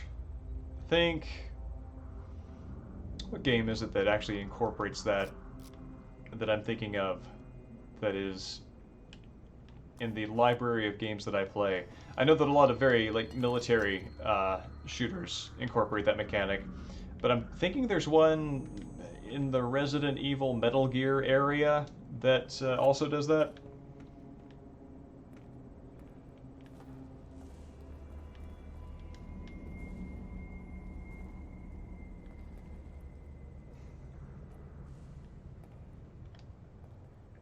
I might be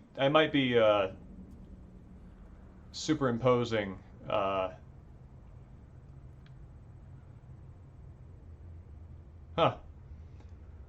I guess they go back on Serpent Road is 5 and 8 minutes. That works if the serpent is an Ouroboros, I think.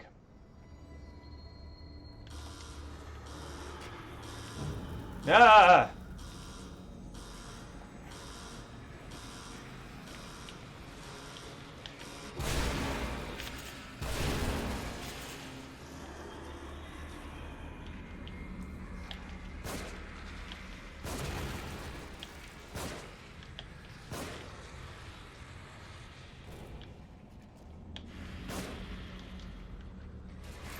Yeah, come on up.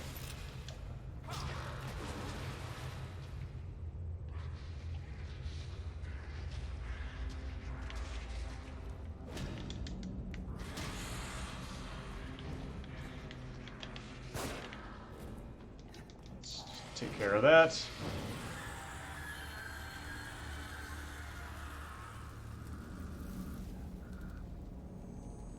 Yeah, that's true. With the Ocelot camo, I'm not sure what I'm thinking of. I might be.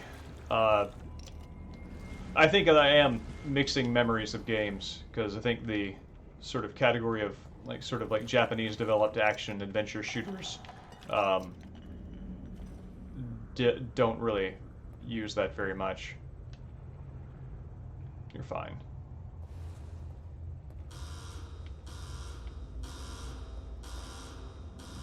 You are more alive than I thought. But no longer!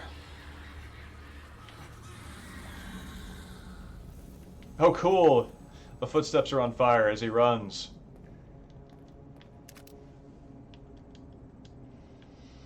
Yeah, Ocelot was a great camo for the mountain area. And I feel like it came at just... Oh, weird. I can still disarm it, even if it's already gone off. It's like, I don't know. It gives you a good amount of time in gameplay in between the two to make it not look like, here, you get this Ocelot camo, and now you can immediately use it for profit. It gives you some space in between so that you feel a little bit clever for deciding to use it, or for exploring and figuring it out.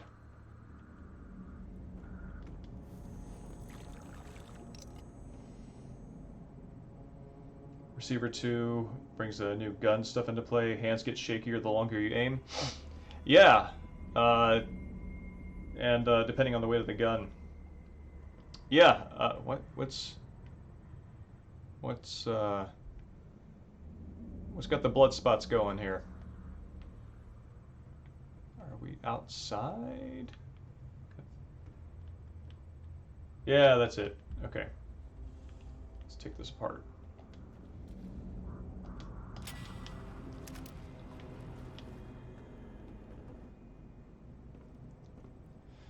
Ah, okay. That would be the other one then.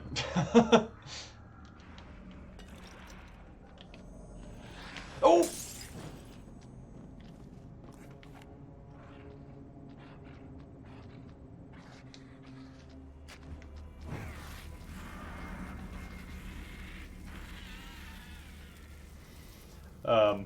Yeah, very close call. What was I saying? Oh yeah, I think, oh, you've got a gun. I do not want to deal with you. One of the things you could get in Last of Us 2 to upgrade your rifle and steady it is a heavier stock, so that the pressure your hands are putting up against the bottom of the arm doesn't cause as much unintended sway. It's a nice detail, and I am not a gun nut, and probably not even gun fluent, but I do appreciate attention to detail. And on the note of attention to detail, I am looking at the visual on this bomb. I see that the needle is in the 12 o'clock position, and in the range from 12 to 10 is the blue area, and I'm curious to know if this accurately reflects where it's going to show up when the puzzle starts. So, in fact, it does not. So, those are separate things.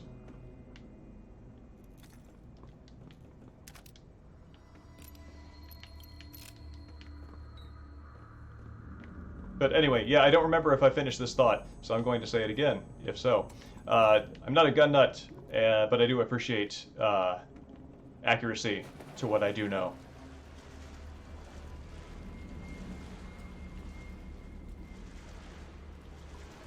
I am a man who is happy with good enough in certain areas.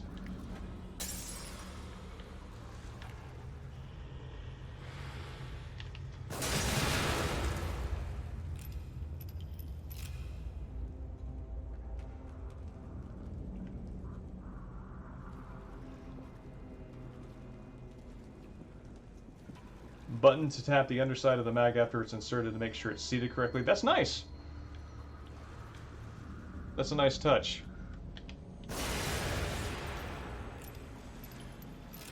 One of my favorite, let's see, hold on. Yeah. One of my favorite things to do when at the firing range and reloading a magazine, you know, situating the bullets in there. One of my favorite tactile things to do is to tap the magazine down to make sure that they're all settled in place. And that is something that I think, I don't know, if you had like a reloading, I don't know, mini game or something like that, and you had a motion controller and like tapping it down like that mimicked that behavior, that could be neat.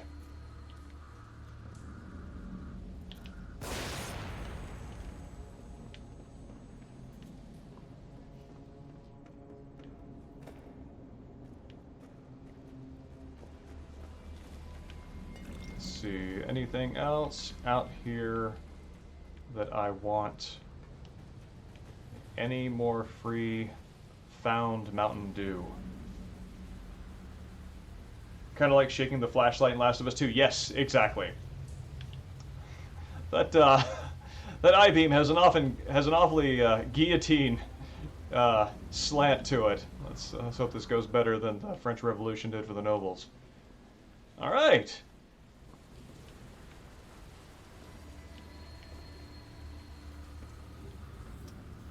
Sebastian Marie Antoinette Castellanos lives another day, or Castellanos, rather.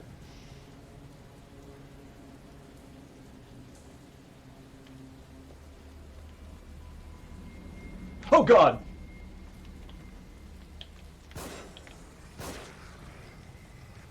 No! No, no, no, no!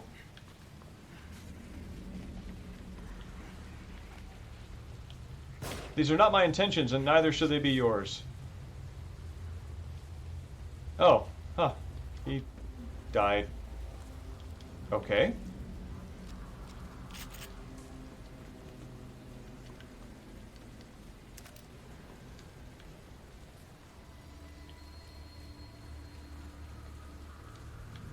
That's interesting. So the game itself has a level of attention to detail that puts them in that feared category of games that train kids to use guns as vigilantes. Is that what I'm picking up from the two of you?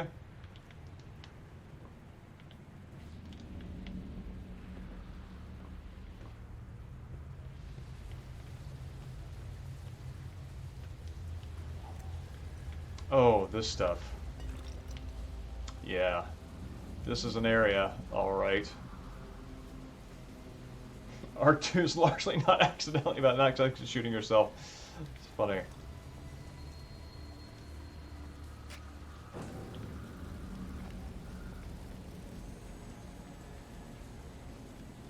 Super gross.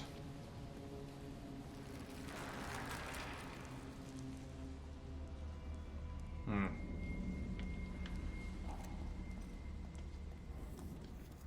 Oh, God.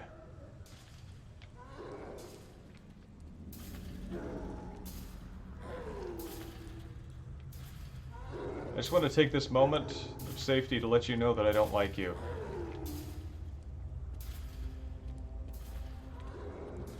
But neither do I wish you ill unnecessarily.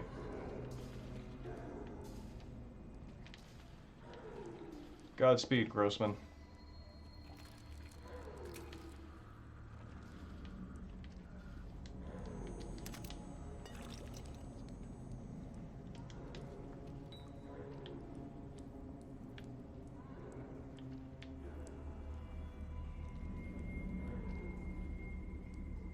Is a game with less gun detail really more responsible if it portrays them as action movie toys that take care of themselves? It's really interesting. There's a VR game that is in a similar vein. It's called Hot Dogs and Hand Grenades, I think. Uh, and it uses... You can't really articulate your fingers in such a way that you would need to actually manipulate a firearm, but it does let you use certain abstract motions to contextually interact with the parts of the gun that you need to. With the notion that because human beings have two hands and human beings use these things one person to one firearm, any complex action is something that you would be doing with two hands at once maximum. And so if you just kind of abstract those movements with the controller, then you can do that. H3 horseshoes, hot dogs, and hand grenades?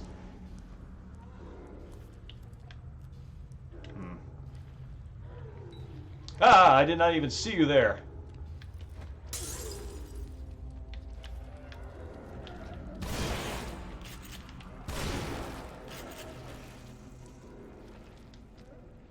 Oh, no, no, no, no, let...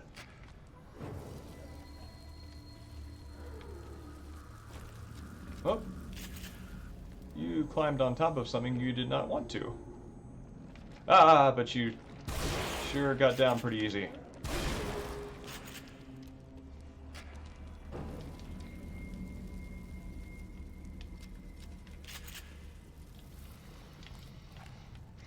It is a lot of fun. I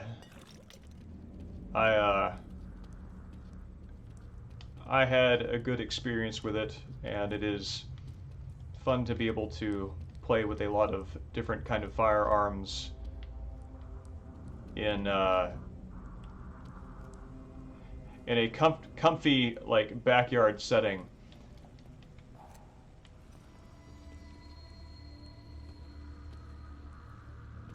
Because I do enjoy the sportsmanship of target shooting.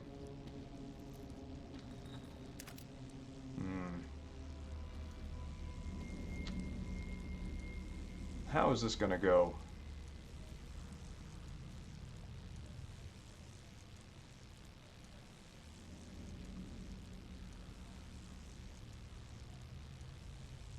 Yes.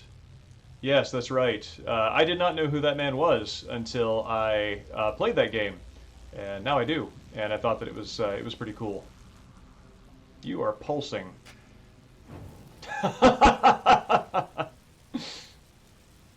Nice flip.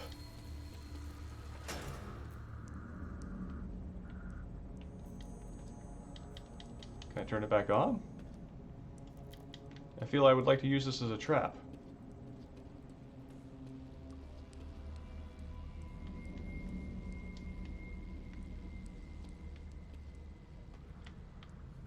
I gotta say, the exposed paint job is in awfully good shape for the rest of the thing's circumstance.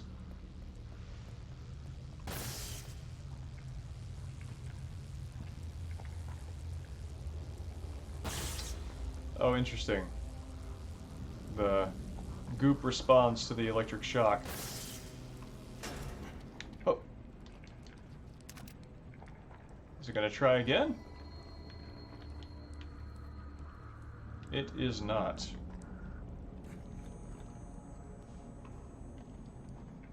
His channels are more low-key than most channels that focus on gun content. Yeah, I will look his stuff up. The sense of like gun responsibility that I got from playing that VR game was, well, I mean, no, don't do it. Poor rat. Was one of like sportsman's respect for the tool, more so than glamorization. For the modules of it that I played, anyway. No word from Myra since I received the packet. I'm afraid to take this evidence to my superiors. What Myra is suggesting is horrifying. Reach corridors of power beyond my reach. The conspiracy deepens. Evidence she provided is enough to convince me that Lily's death was not an accident. Missing persons case. Because I'm family, they consider me a suspect. Investigation is stalled. That side story gets elaborated a bit in those comics that I was showing earlier on in the stream.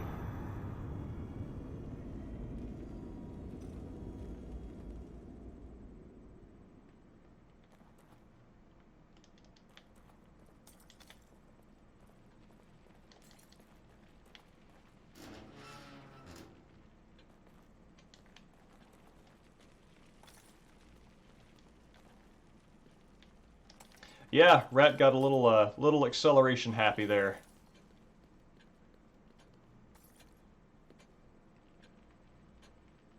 Have you forgotten something?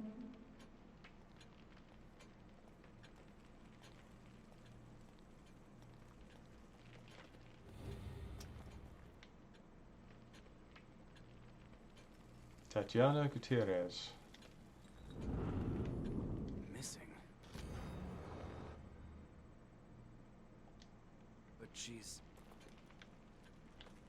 Oh no!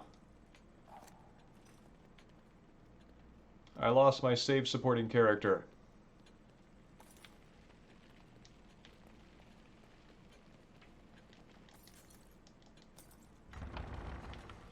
Now I am Garcian without Samantha.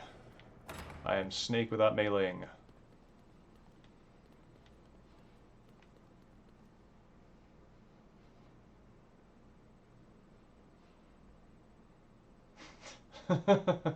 Yeah, well, I mean, she was awfully in my business about my green gel and asking if I keep forgetting things, and I appreciate the memorandum, but, you know, I've got a day to live here.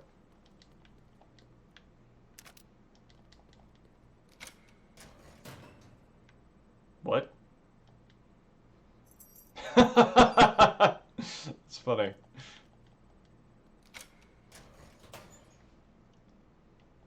Oh, wow.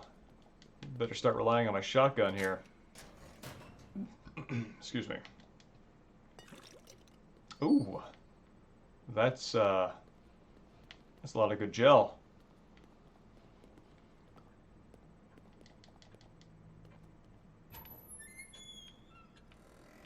Time to grease the gears of the brain machine with all this Mountain Dew. I don't know if she's gone for good.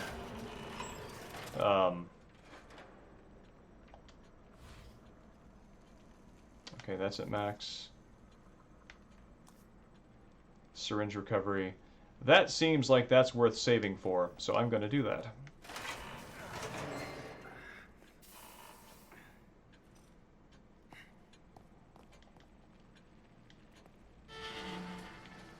Yeah, I like the lockers too.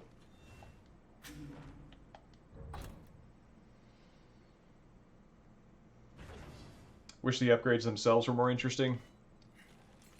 They feel okay to me. I think probably my favorite upgrade tree type, if not in execution, then at least in concept, is the way that the weapon upgrades went in Resident Evil 4, where once you got all the individual stats of the guns up to their max, then you will unlock something very particular to that weapon that made it operate differently or something, and I really dug that.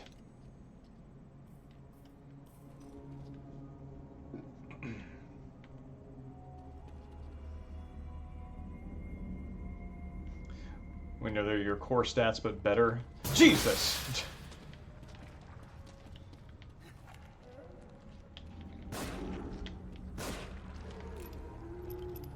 Oh no, no, no, no, no, no, no,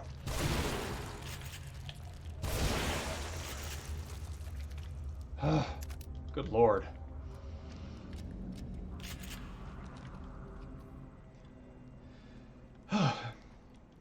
Yeah, when it's about upgrading core abilities, I tend to enjoy games that kind of expect you to min-max, so that kind of like role-playing, you create a build version.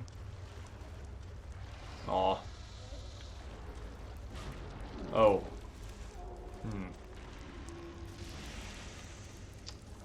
So, Rats, tell me more about this scurrying you've got going on. I'd like to know more about... Oh, well, you've already done it. But yeah, I like being asked to make a build of a character. And in that way, it's interesting.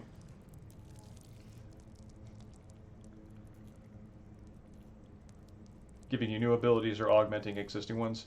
Yeah. I agree. I like that as well. Is this game easy? I guess it depends on the difficulty level you set it at. If the easy is accessible, I feel like normal is also accessible if you have some familiarity with action gaming. It does have a lot of room to grow and get stronger and get more difficult, rather. So, if you're looking for a challenge, it's a good place to come to. Oh! Oh, right. This is one of my favorite go-to examples of how horrifying this entire experience is for Sebastian. That, this trap simultaneously takes care of all of your enemies for you, but also just keeps injuring you progressively as it goes along. It's brutal.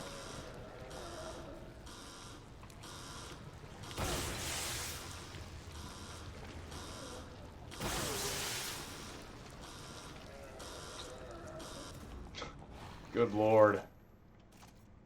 Shit. I've gotta be more careful. And yeah, Hamlet, I generally agree about ease, about health increases as the most valuable ones being kind of, I don't know, they're the ones that I often upgrade last. I haven't in this instance, but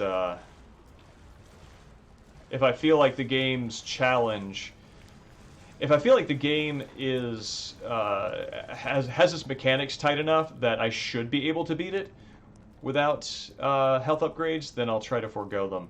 But if I feel like the game is the difficulty is scaled such that it expects me to have more health to survive later conflicts, then I'll play it the way it seems to be designed.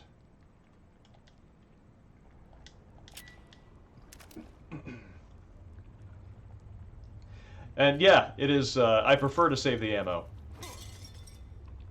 What is... What's the trap, guys? Well, whatever.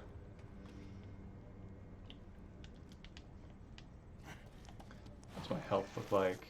I've got one more syringe left. Yeah, so you're either spending the ammo or the, either spending the ammo or the health.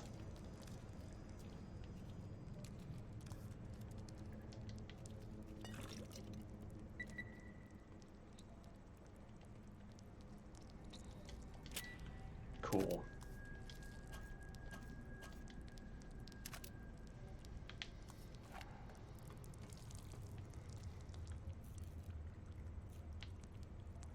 Oh, what? Oh. Oh, that is just vicious.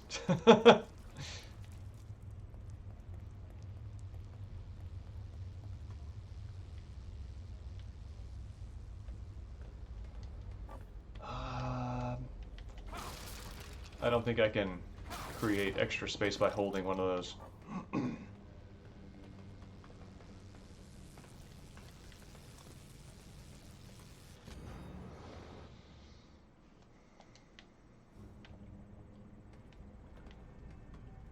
I find myself wondering, like, what what purpose these serve, uh, and what engineering goal it serves to just block off passageways with just chattering bolts of electricity.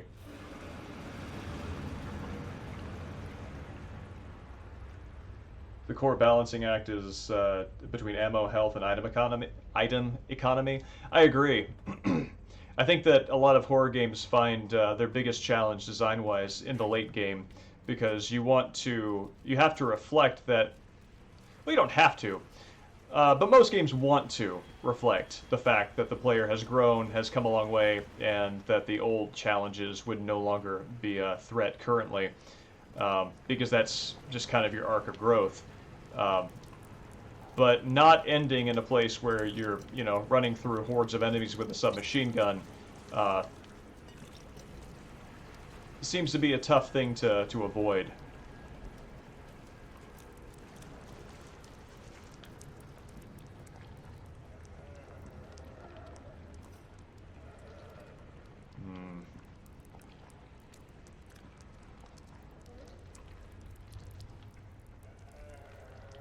Can I sneak and set on fire? No, I cannot. No.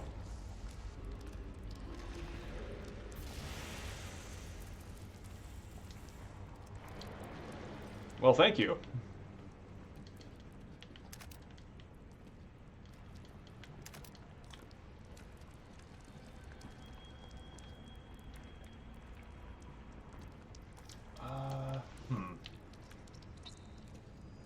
Walking over to where the thing got grabbed seems like a bad idea, but why not? And this is... yeah, I just came up there.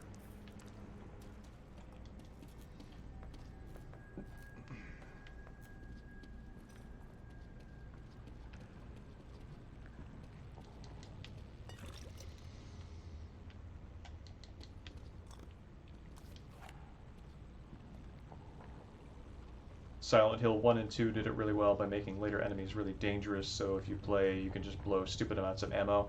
Yeah, I liked Silent Hill 1 in particular. I'm thinking of the gorilla or ape enemies that can be beaten and also leave you with some decent reserves of ammo afterward. No thank you. But that later on, as they have these sort of like corrupted, almost like burn victim designs, that they just become bullet sponges, to where you can kill one of them, but you've got like 20 others on the map, so why would you?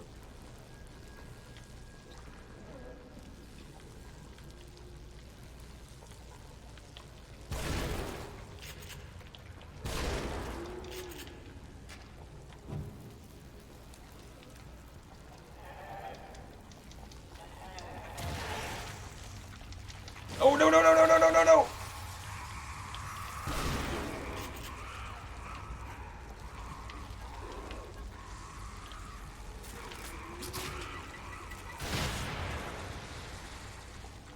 Whew. Didn't like that.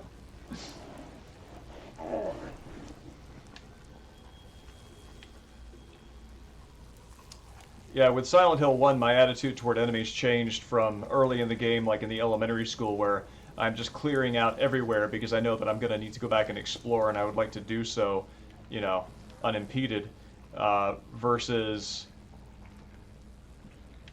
Are you behind me? Anybody behind me? Nope. Ah, jeez!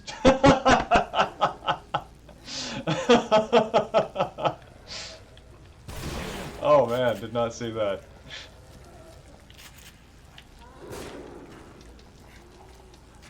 Whew.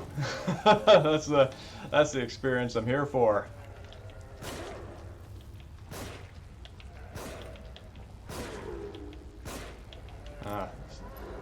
working as well for you.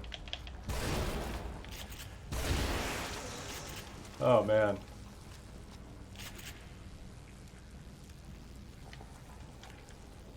But yeah, for areas that I fully expect to go back to and explore, I'm more likely to clear them out.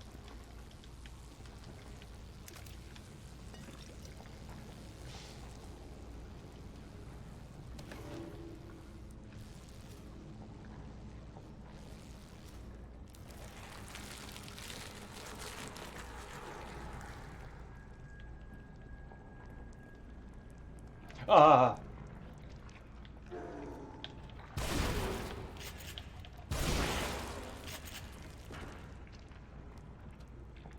Yeah, you're still alive. Just like looking for that one moment in the animation where it starts to move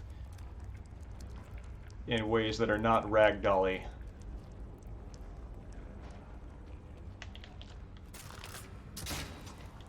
I love it.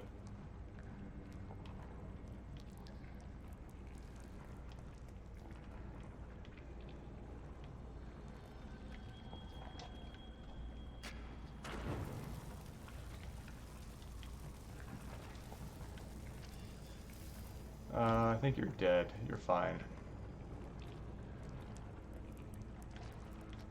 Ah! God. Oh.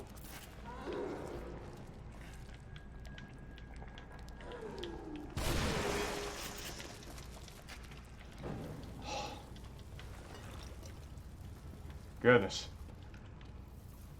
Give me all sorts of jump scare shivers here.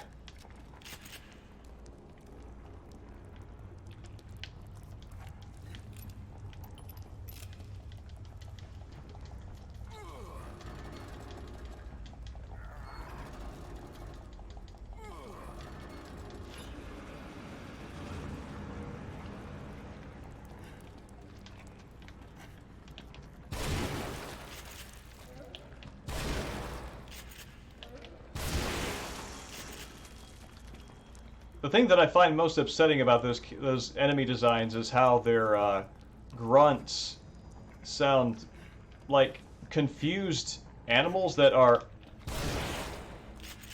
otherwise quite innocent. Oh God!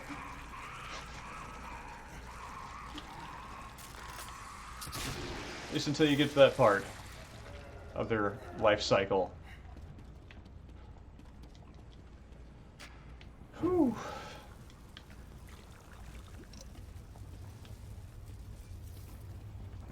All right.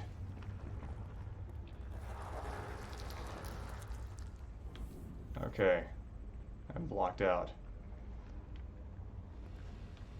So at this checkpoint, gonna take a quick break for about a minute, refresh my water, and I will be right back.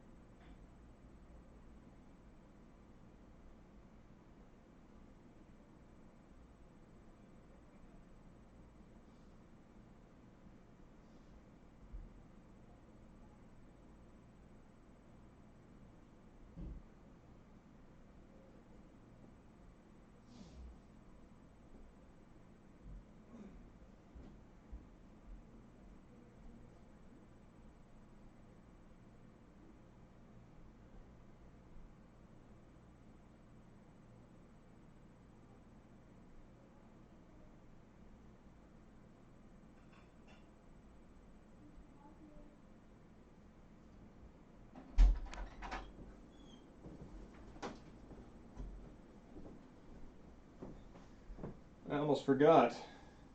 It's 9:30, which means it's time for Panda.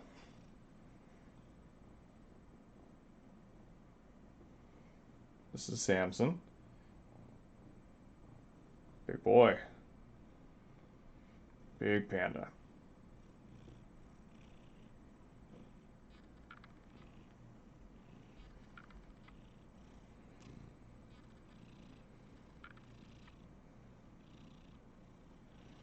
No, not visible is the claws starting to make little biscuits on my arm and the tail flicking around like a little egg beater, and that typically means that he is about to purr, which with him doesn't mean what you think it means. Means he might be ready to be regal somewhere else.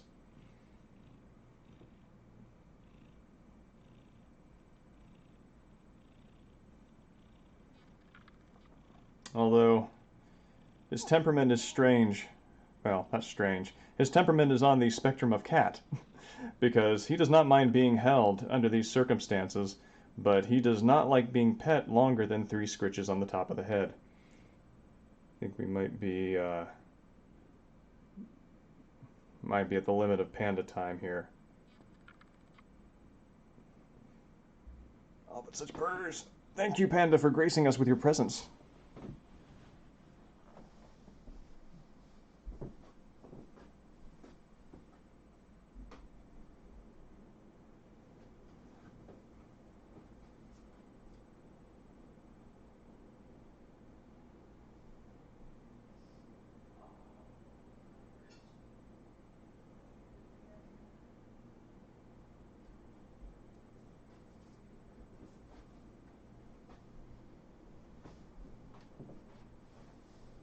That was our panda. This is our gargoyle.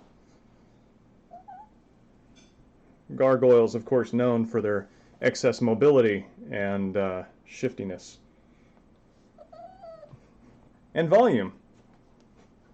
One of the key, those are the 2 key attributes of Gothic architecture and statuary watching over the cathedral plaza. They move and they squeak. Terrifying. You? How do you feel about hanging out? Well, let's see how we feel about hanging out.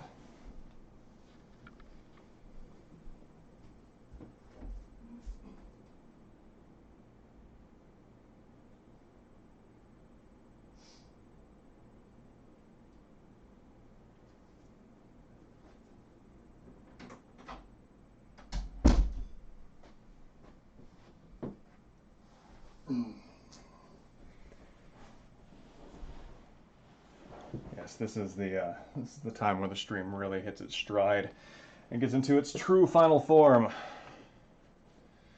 And we'll see how long she sticks around before she starts destroying things, which is the sign that she's ready to go, or she's ready to stay and continue destroying things. It's really hard to know. I think she's happy with either outcome. Or actually, she's equally unhappy with each, because she complains regardless of which one she gets.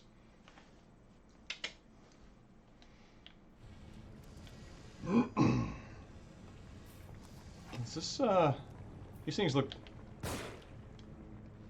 well, they look burstable.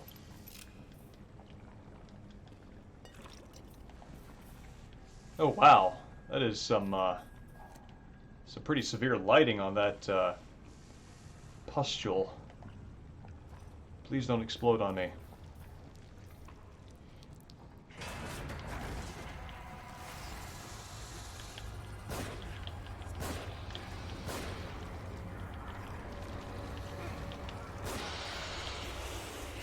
Oh, right there. If you'll notice. Okay, so what I'm going to do is, that's actually a cool, neat thing. If you want to see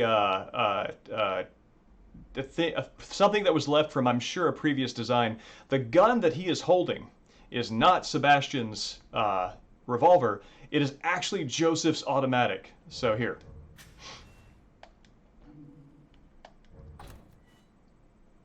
We're going to take a closer look at this. When he holds out the gun, I might actually just let him die so we can take a look at this, because I think this is kind of neat.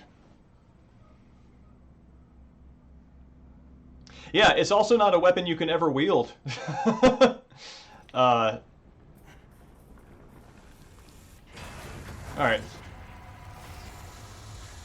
So yeah, you see that gun?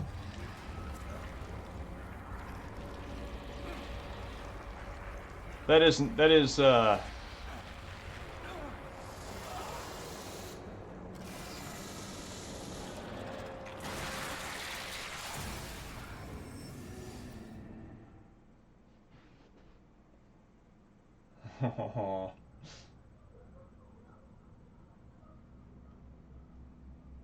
are you looking for, huh?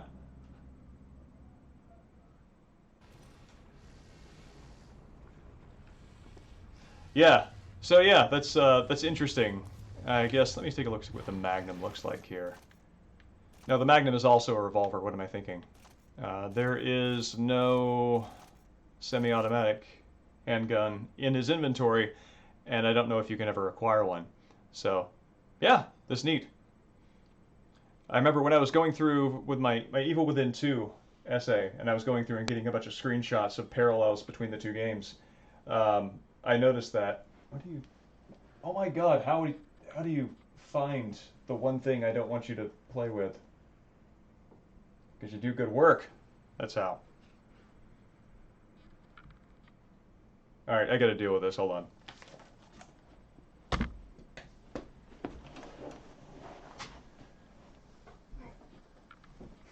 Come on, I know I invited you in. Now it's time to disinvite you. Say goodbye. Say anything.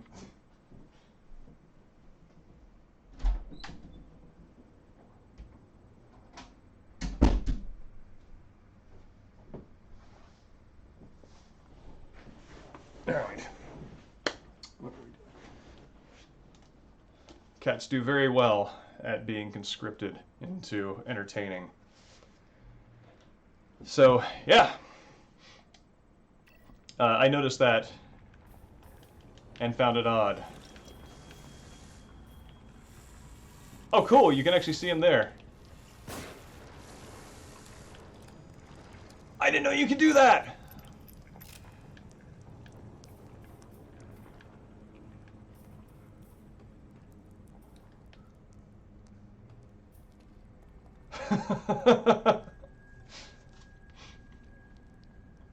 Swimmy, you wish you could play these games. They're good times. I'm gonna be doing. I mean, I would say that it's for Halloween, but I play survival horror games generally. Someone coming down the lane there. The camera would make you sick. Oh, that's interesting. Does the camera make you sick to watch somebody play, or is it just when you are having to like coordinate your eyes and your hands on it? Oh, I see. Interesting.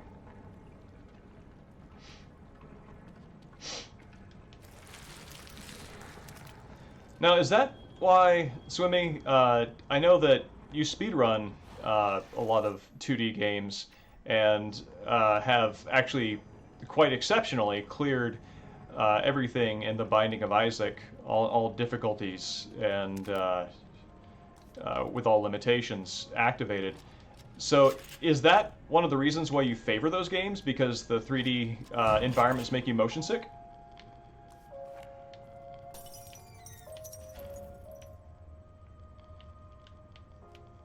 Let's, oh, there's nothing here.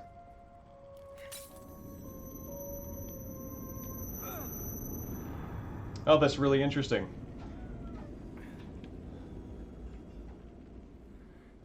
As somebody who is not good at Binding of Isaac, I have to say that I am deeply impressed with your skill at it.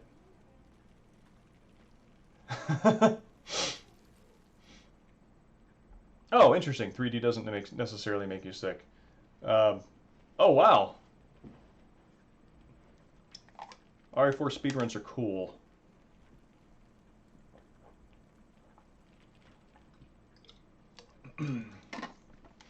I think this game ranks up there with Kane and Lynch 2 for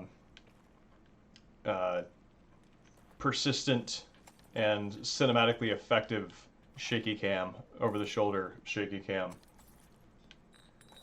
Oh man, Kane and Lynch 2. That would be a lot of fun to play again. I would want to do it 2-player, because that is a game that, like Resident Evil 6, its design really shines through when you're playing it multiplayer.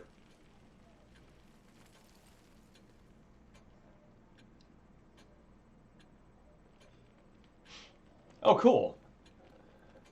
I remember one trick I've read about an RE4 speedrun is that certain drops, because it's dynamic difficulty, which they don't advertise really, certain drops are like the frequency of certain drops depend upon your accuracy and how well you play the game. So if you get something like the Chicago typewriter and just fire it up into the air for 30 seconds, the game will conclude you're terrible and just drop all sorts of ammo at your feet. And I do not know if that is true, but that is what I heard, and I think that is fascinating.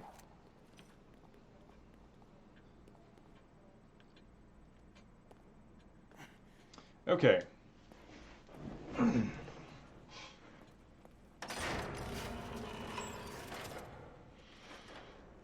I got a lot of money to spend here. What am I going to buy it on? What am I going to buy it on? That's how you use language in that context, right? Probably 240 plus. What does that even mean? I think this for sure. Had to go straight for the hardest category, and you can't afford to screw around like that. Yeah, I respect that. I don't use those that often. 13 seconds is long enough.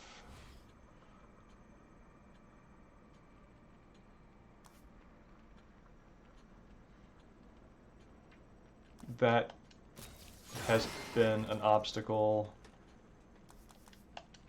That has been an obstacle.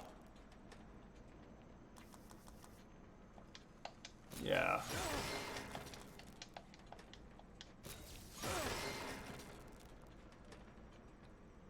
And I can see this soon being an obstacle. So. It adds the fire effect, but no actual damage. Like, oh, so if you hit them, it burns them. And it's basically a one-hit kill, since everything that catches fire just dies. Is that right, Ark? Speedrunning is a lot like practicing an instrument. Getting the Krauser fight down felt like finally nailing a difficult musical piece. I can see that. It is a performance. It's technical and performative.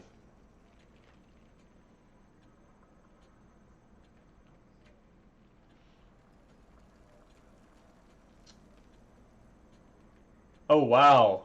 Insta-kills Rubik clones and trivializes Laura. Oh wow, I can totally see that. Yeah. That's like every shot being the element that damages her. That's brilliant.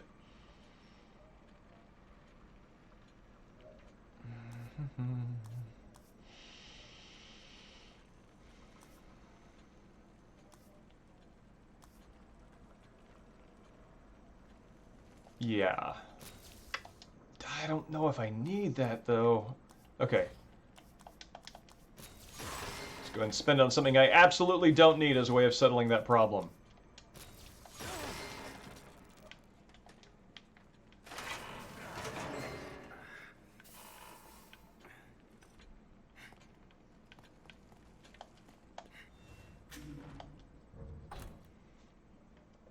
"20 seconds to kill Krauser. Practice for 2 hours to get up to 50% success." I'm guessing it's a bunch of knife work, right? Did I just save?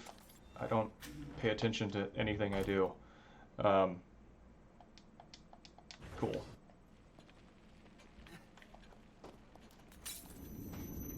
"100% knife." Yeah, I like, with RE4, I think that the way they orchestrated the Krauser fight really marries it quite nicely to the QTE, the way that they establish their Krauser's and Leon's relationship as rivals, and showing where their which skills they use to express their rivalry, and making that the optimal way to fight that boss fight, I think is very smart narratively. Positioning yourself so that he'll trap you in a corner, then you have to paste the knife at a perfect rhythm. Oh, cool. So I'm guessing you stun lock him, because I think if you keep attacking him, he throws a stun grenade down at you. Is that right? Or is that during the build-up moments? Pardon.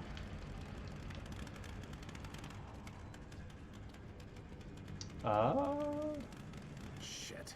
This is dead. Oh, okay.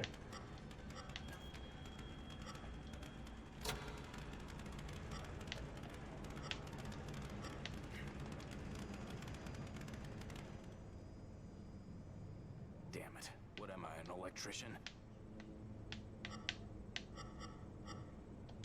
Yeah.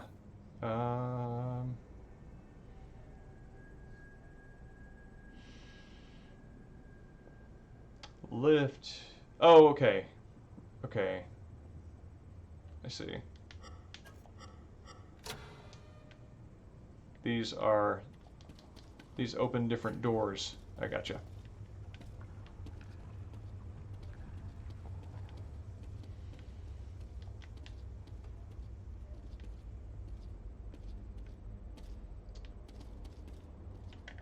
Where is supply? I don't have a map here, do I? Modware Seb says, shit, this is dead anytime he kills somebody. Oh, wow. I didn't know that Krauser's fight was that precise.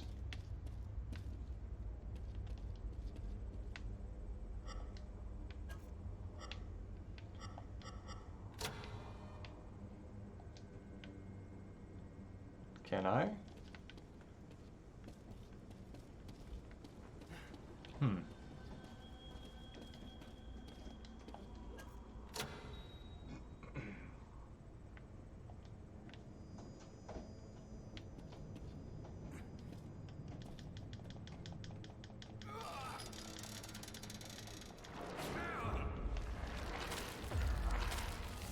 Stealth camo.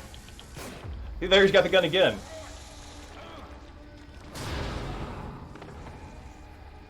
And now the gun is knocked out of his hand and gone forever.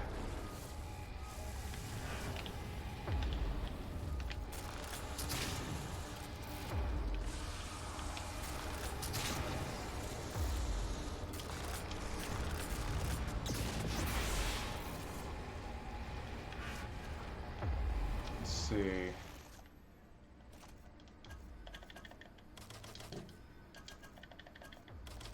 And this is where I'm going to spend this anyway, so that works out fine. What? More bullets, thank you. Oh!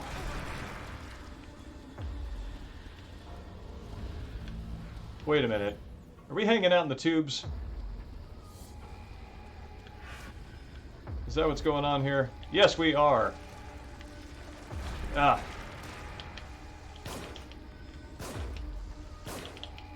There, finally.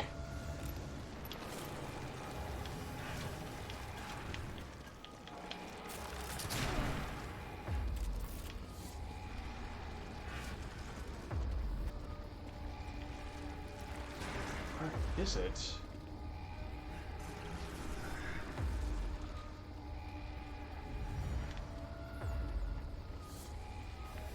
Oh, gross. Did it, like, shed its skin?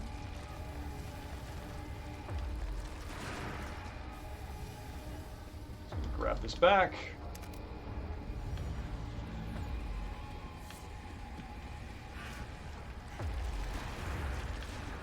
Oh!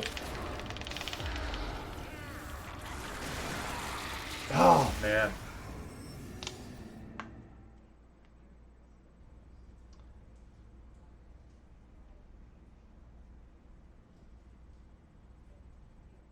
Oh, interesting. I didn't know that the bosses were that easy. Let me get this back up here.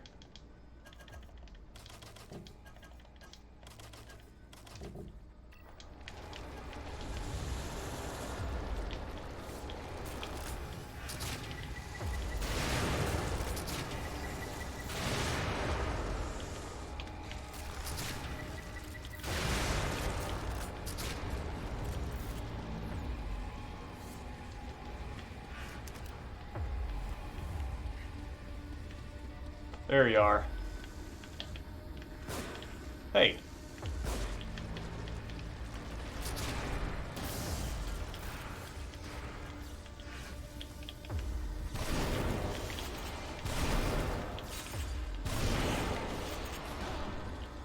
Oh! No, no, no, no, no, no! It's not what we ever want to do, Sebastian. Okay.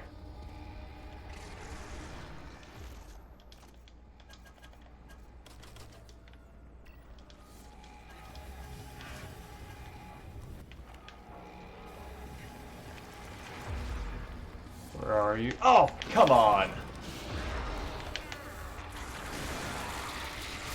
Brutal. Actually, Magnum might be a good idea. This is a boss fight. I always forget to use it.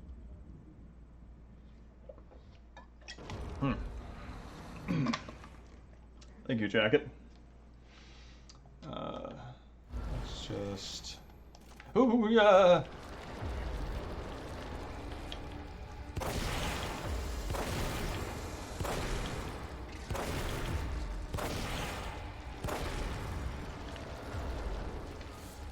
Yeah!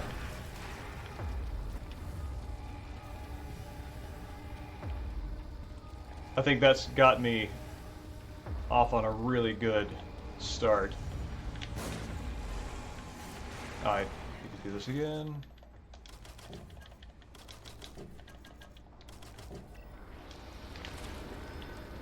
Oh, I see what he's done. He's gone invisible. And how do I find him?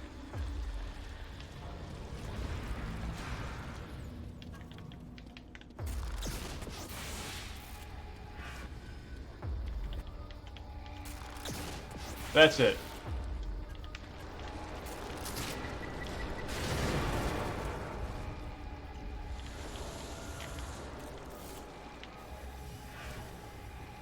Let's see.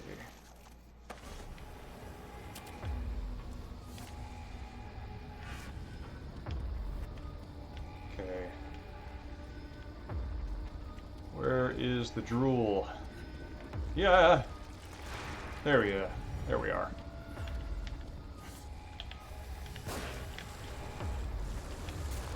Oh!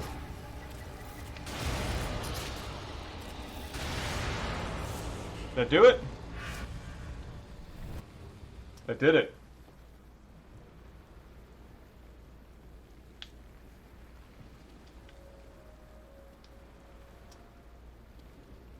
Oh man.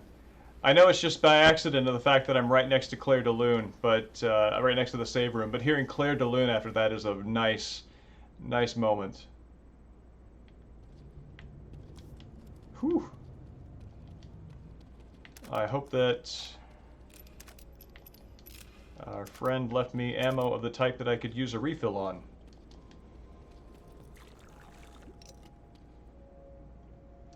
As I do this fight, keep Akumu rules in mind. Oh god, Ark, that's gotta be brutal.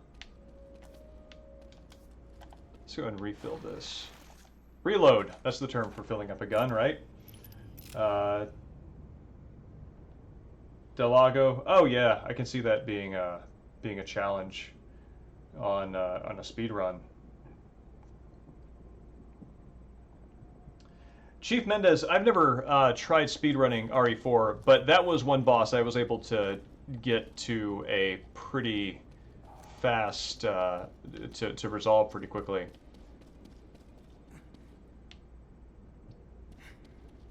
see. Shotgun would have worked. I think the shotgun and, let's see. Does this let me in here now? Please?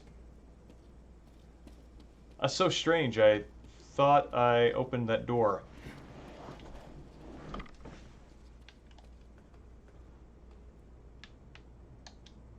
Okay.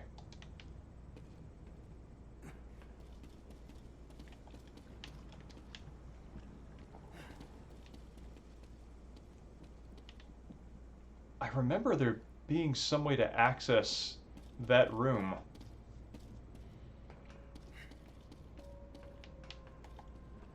But I'm not seeing it here.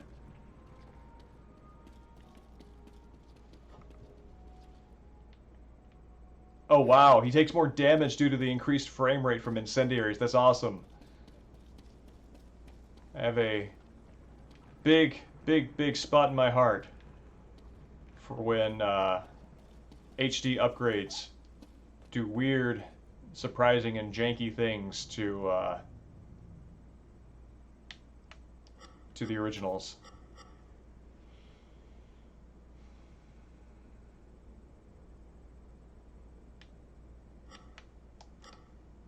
Okay. Maybe I'm misremembering something then. Because that's not happening. Oh! Probably have to start at the generator. That's right.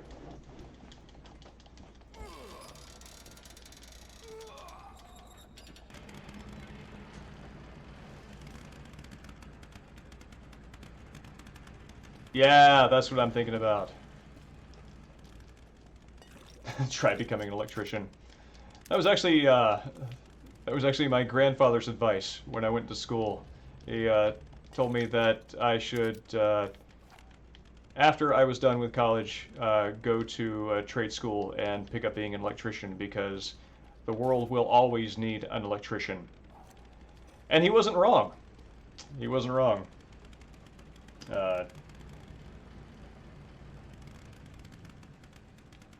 The knife is the strongest weapon in the game if you set your graphics quality low. That's fantastic.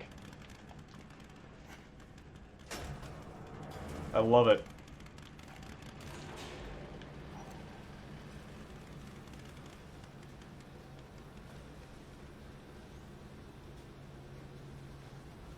He did underestimate the power of a lit major, but it is a forgivable judgment. At least on my end. He was a good man.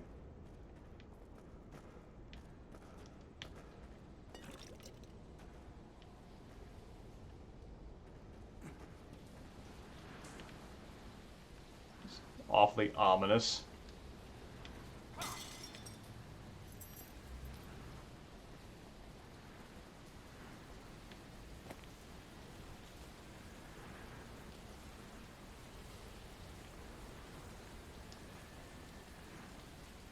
Oh man,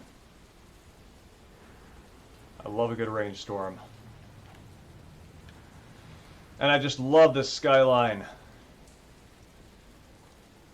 This makes me think of the end of Dark Souls 3, I think, when you go through a bunch of Hamlet, Space Hamlet will know more about this than I am recalling, but I think there's this, like, you go through like a twisted version of every other world, and like familiar places are heaped up and crushed together like this.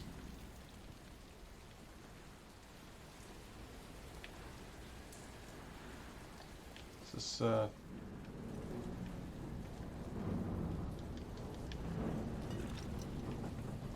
that's a hell of a way to tell someone to stop. Was that that is okay? Well, goodbye, Fred.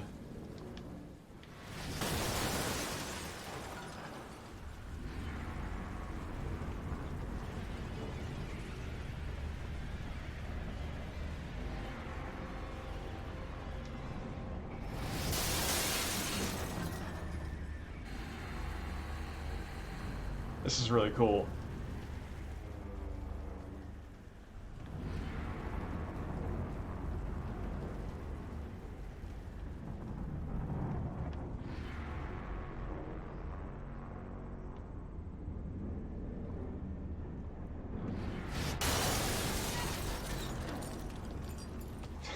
Just hop right over that.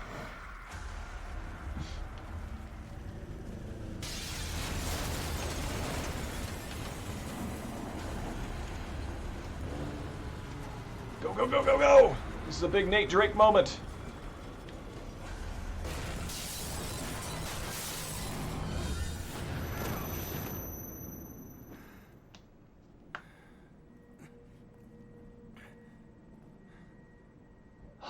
That's so good. That's such a great transition. You will subscribe.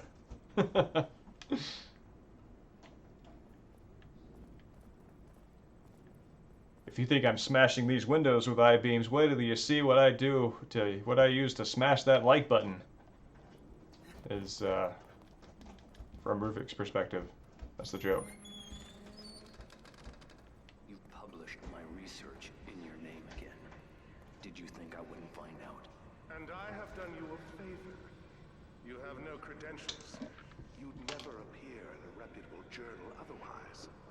Nobody in the world knows you even exist. Evening, Ghost Chaser. No, unfortunately, I have not yet got the deeper workings of Twitch down in the channel. That's something I've been meaning to do for a little while, so apologies, but if you did in fact follow and deserved an alert, thank you for following, and it's good to meet you.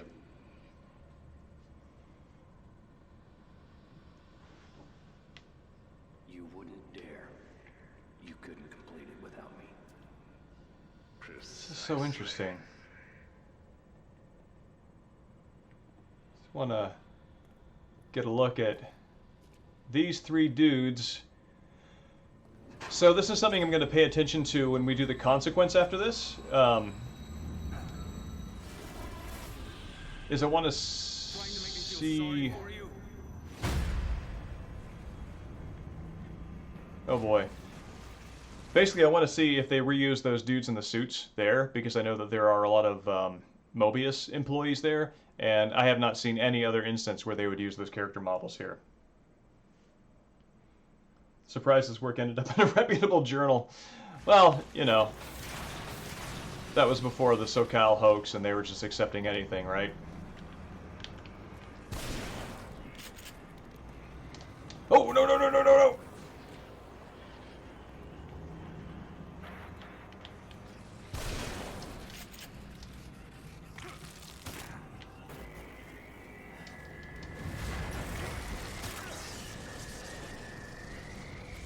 Who's left?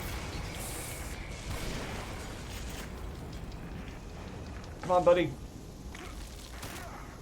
Ethical violations quarterly.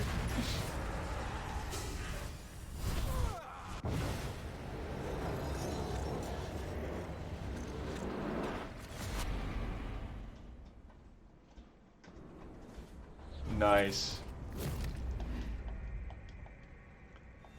That is fascinating. That one of the spots that they lingered on was the chair in the save room where you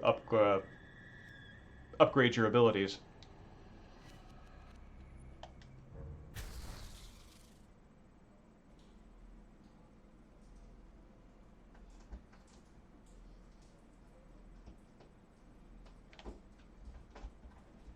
Oh. Aw, someone wants back in.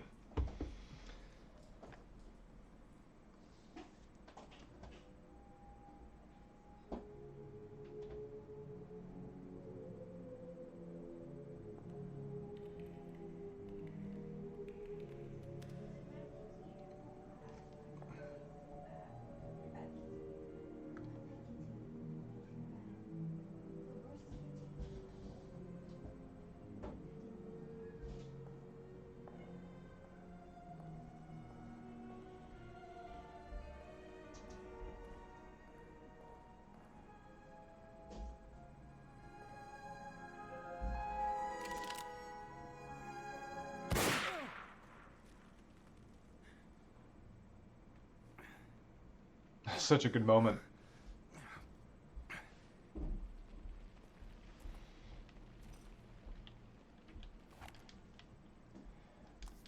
And I was listening to hear if that was a version of Claire de Lune, but I don't think it was. I think that was something else.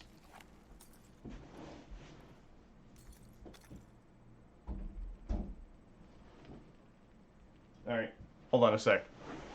I gotta deal with this wild animal.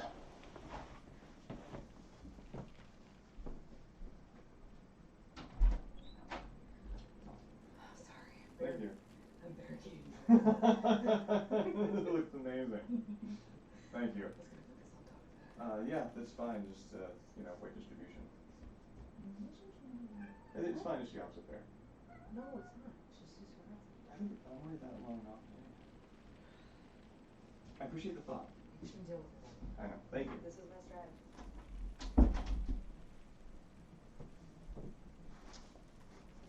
Okay, my wife was very kindly running interference and barricading the front of the door.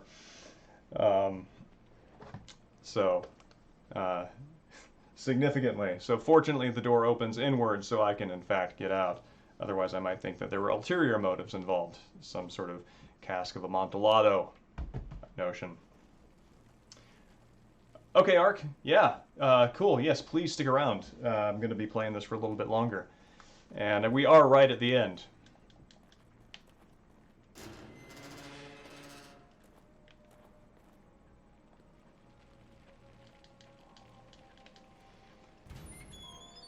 So sadly, sans Tatiana.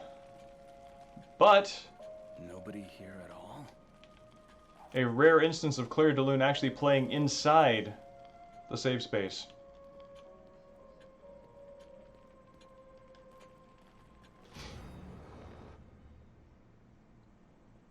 Short brown hair, responds to nickname blank.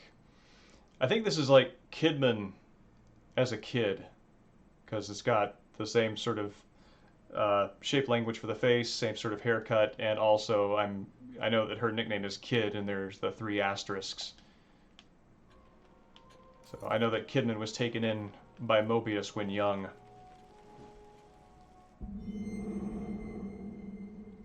You know why you're here? Because you people aren't doing your job. You've been pursuing an unauthorized investigation and using KCPD sources to do so. Threats, intimidation, physical violence, proof, badge, gun. You've obviously been careful, but we're watching you. Oh, so this was Sebastian's inkling that Mobius existed as an entity, if not, knowing it by name. Yeah, this is also a lot of a lot of ground that's covered in these comics. This specific scenario is dramatized, if not, by dialogue. This is a recurring event in Sebastian's career after Myra's disappearance. Ruvik?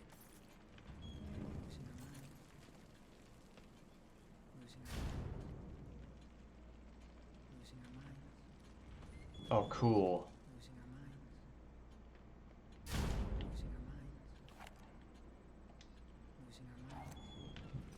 Actually, I want to use this key first.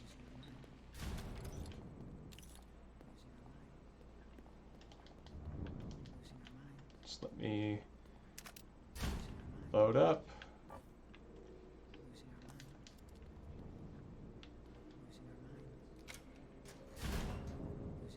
Nice.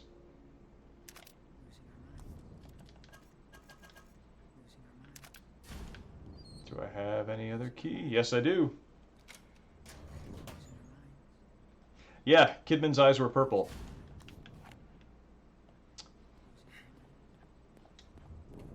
Did it say... Let's see.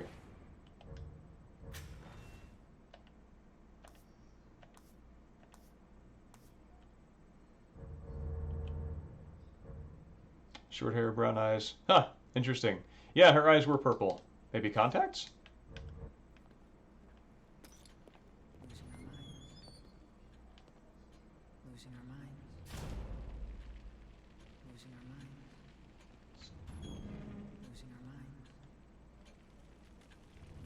Oh, cool. It's not even knocking it open or closed. it's just changing its state. Losing our minds. Losing our minds. Leslie! Losing our minds. Losing our minds. Losing our minds. Losing our minds.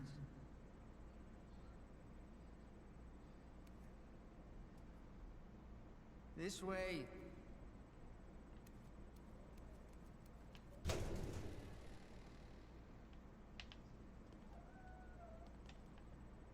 Oh, weird.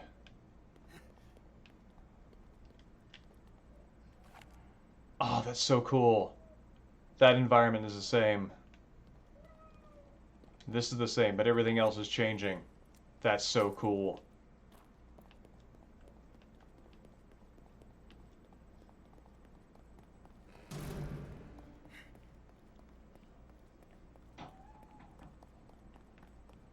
Hey, wait.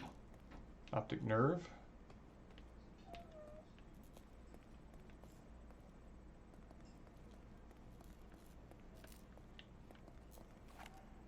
Selected individuals may pass. Those without permission are asked to leave and contact the head office.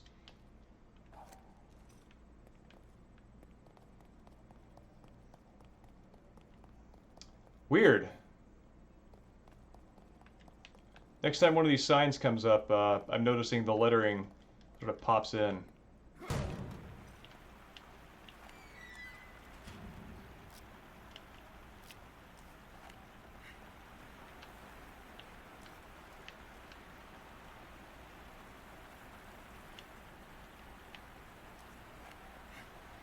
Interesting. I know I'm like one of one people who cares. All right, kid, where are you taking me?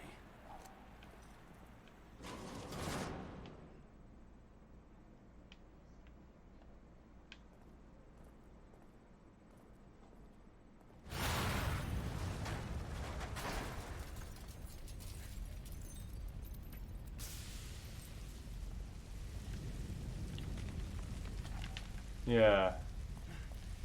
Yeah, it's kind of like sliding into place.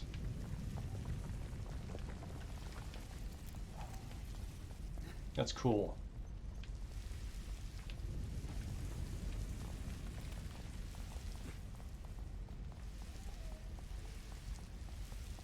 This way. It's going to come down. This way.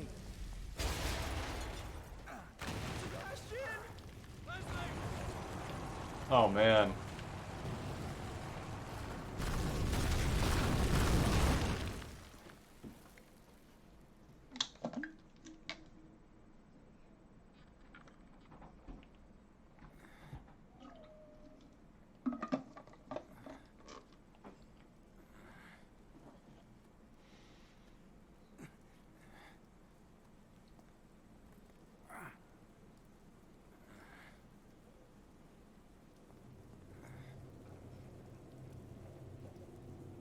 Beacon, just like Joseph said.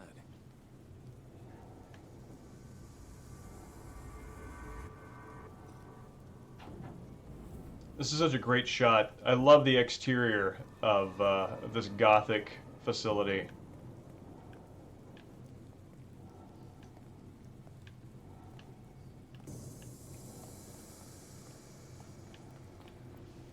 Unlike a lot of other mansions that show up as sort of like the Gothic architecture of games like these, I actually find this one quite memorable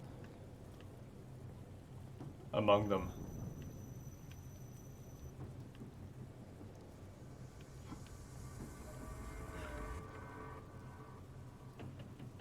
Evening, Mexican Sting. It's good to see you again. I love the dreamlike effect of every time I get close to him. It's neat, because usually they use those things where it's like you get close to somebody and they disappear and you change your physical location. They usually do that to push you further away, but this is actually bringing you in. And that's neat.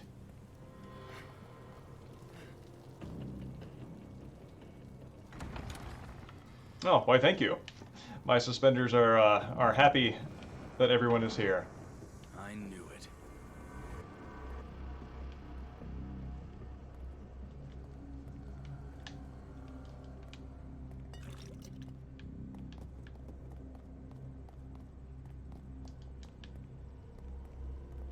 Oh.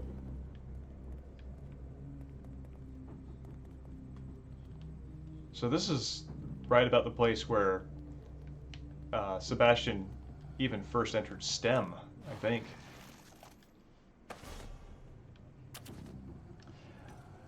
Yeah, there's going to be the big fight, but I think I've got in mind where I think I might call it for the night.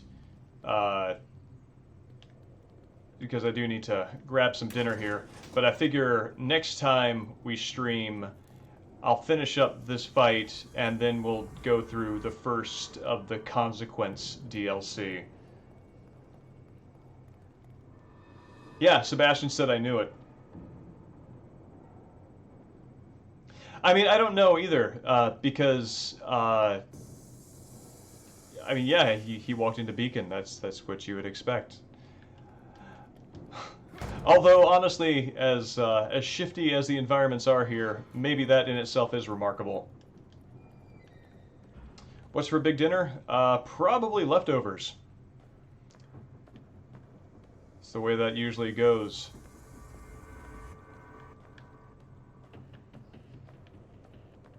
Cook once and never again.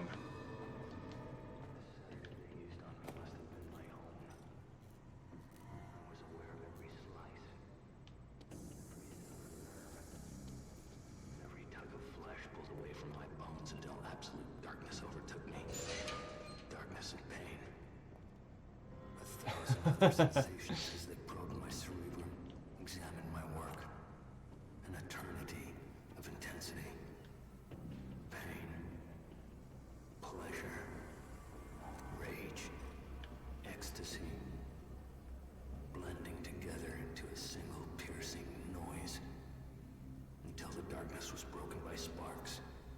Like twinkling starlight. The pain. The noise, Okay, I get it.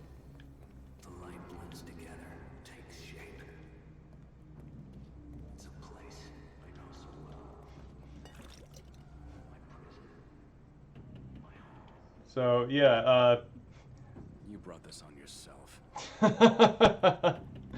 I like the dismissiveness in his voice there. Yeah, all food is food that hasn't been eaten. That's, by definition, what it should be. At least one hopes. Unless you are, in fact, a dog that has vomited and then returned to it, in which case it is food that has been uneaten. Alright, we're back here again. Good old gore pit. I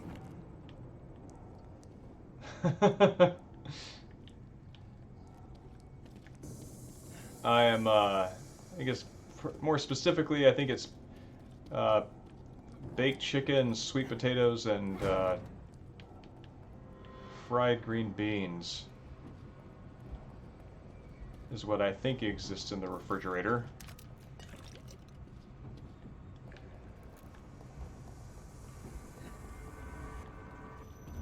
Oh, that's cool.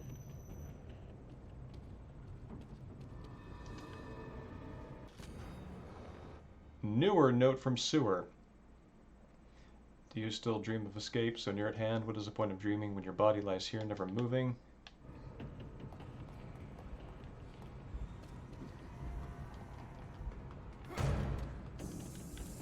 Oh wow, that is a generous helping of left out gears. Don't eat dog puke? Well, I don't intend to. I just, there's a proverb that comes to mind off and off, which is like a dog returns to his own vomit, a fool returns to his folly. And I find that a very evocative image.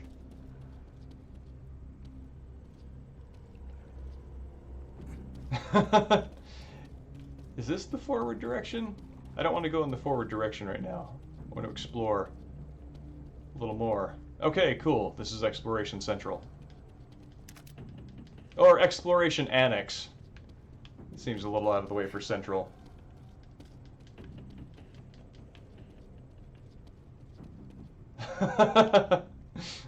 Most disappointing side path ever.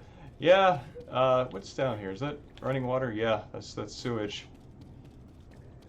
Awfully strange to build a sewer tunnel this size and then devote half of it to, you know, not running water. Although maybe the water does run underneath it.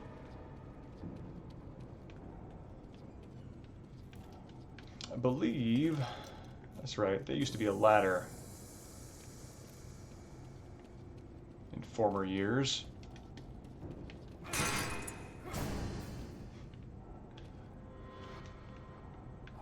No, the proverb to bite the bullet notwithstanding, don't eat ammunition.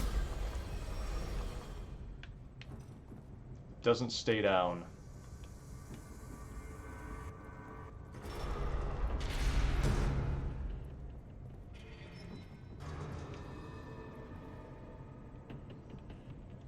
Oh man, I don't remember this environment, but it's very strange. It's, the lighting makes it seem clean.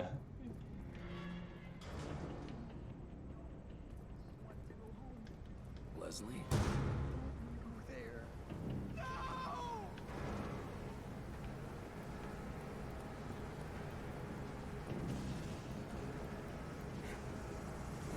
Guessing this is the Beacon Watchtower? Or something akin to it.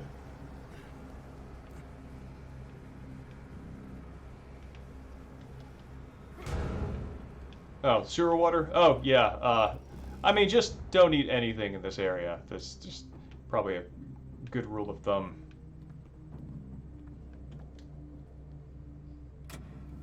By the time I realized Jimenez had betrayed me, it was too late.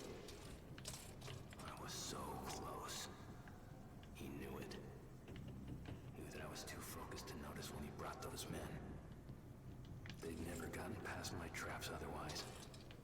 Their device is a perversion of my own. The device I should have created.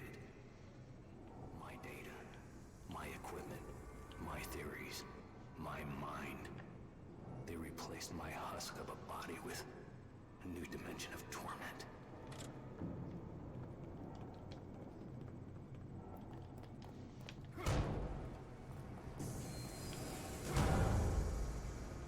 All right, another elevator. In fact, this elevator, the first elevator, one that Sebastian threw away his pack of cigarettes in.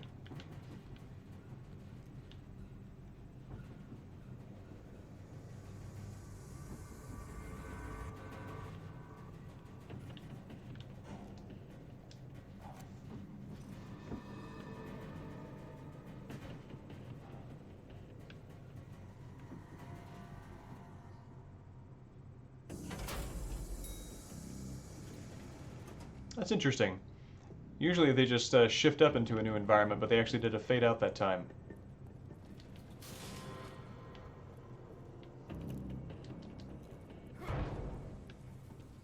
Yeah. I love it. If you look at this same, if you look at Beacon from the same angle in the opening when he's showing up in his trench coat, it's much shorter. This is a much more extended, almost like periscope version of the tower.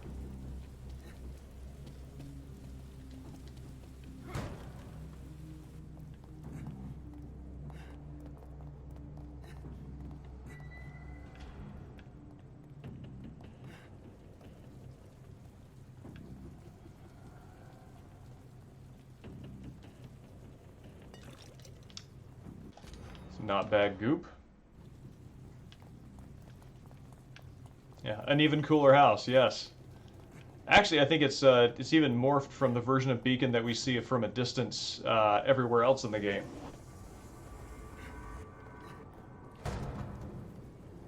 When games drive you to cool camera framing like that without removing your control, I agree.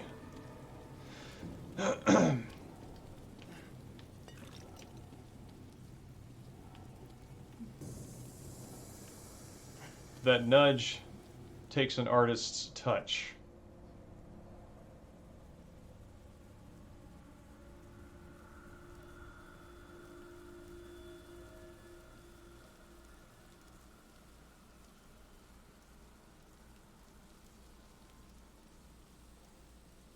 Leslie?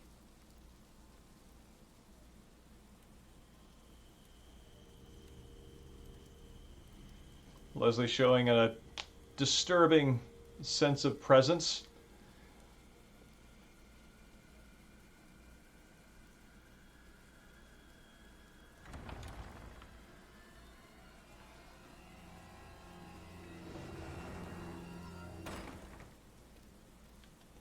Yeah, Ark, it does do the whole day to look at, you know, X object thing.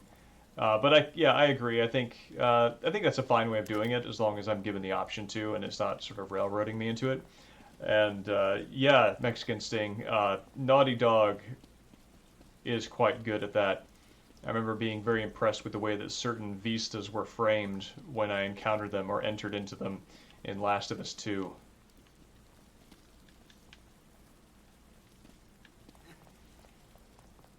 Let's see. Anything else? Oh.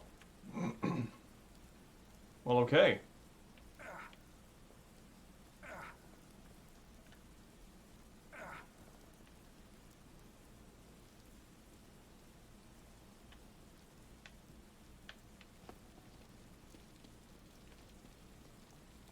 I can think of no use for that, but it has been noted.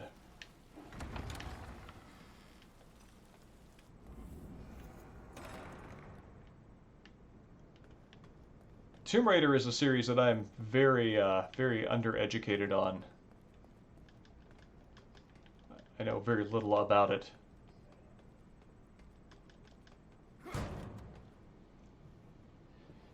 Oh, cool.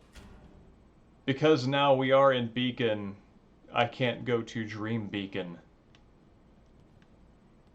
So it's all just here.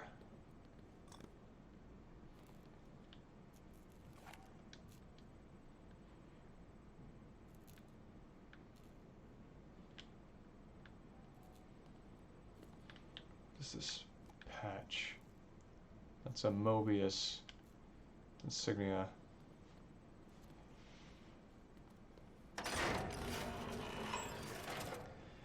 Yeah, one of the recent Tomb Raiders was available as part of PSN's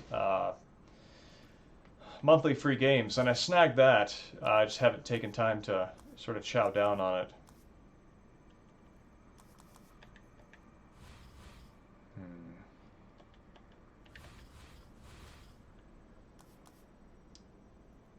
As much ammo as I have for this seems like a good idea.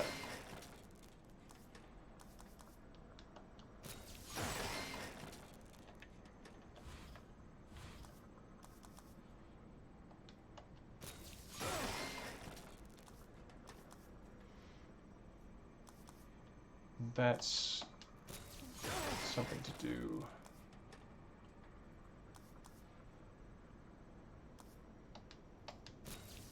Okay. I think that I am right underneath, right below maximum potency for the healing items, and I think that's a fine place to be for this point in the game. I don't think I need to max that out. I think I do better by balancing things out at this point. But yeah, this puts us in the final stretch of the game, and I think that's where we're going to pick it up next week. Thank you everybody for coming out. It's been a great chat tonight, and let's see. On Tuesday, 7 p.m. Pacific Standard Time, we're going to do part 3 of Fatal Frame 1. Going into October, going to do some more Halloween-y streams of Fatal Frame. I'm thinking probably Fatal Frame 4, which I got running with the fan translation. It's the one that was directed by Suda and the original Fatal Frame director and manufactured, done by Grasshopper Manufacture. So that's going to be cool. But yeah, next Tuesday, or this coming Tuesday, rather, Fatal Frame. Next Saturday, finish up Evil Within 1, and we're going to jump into the Consequence. So thanks everybody for coming out. Jacket, it's great to see you. I've enjoyed chatting with you, and I hope you come out next week. And Hamlet, Ark, Mexican Sting, anybody I'm forgetting? Nobody within a couple of scrolls up. It's great to see everyone, and I hope you have a good weekend.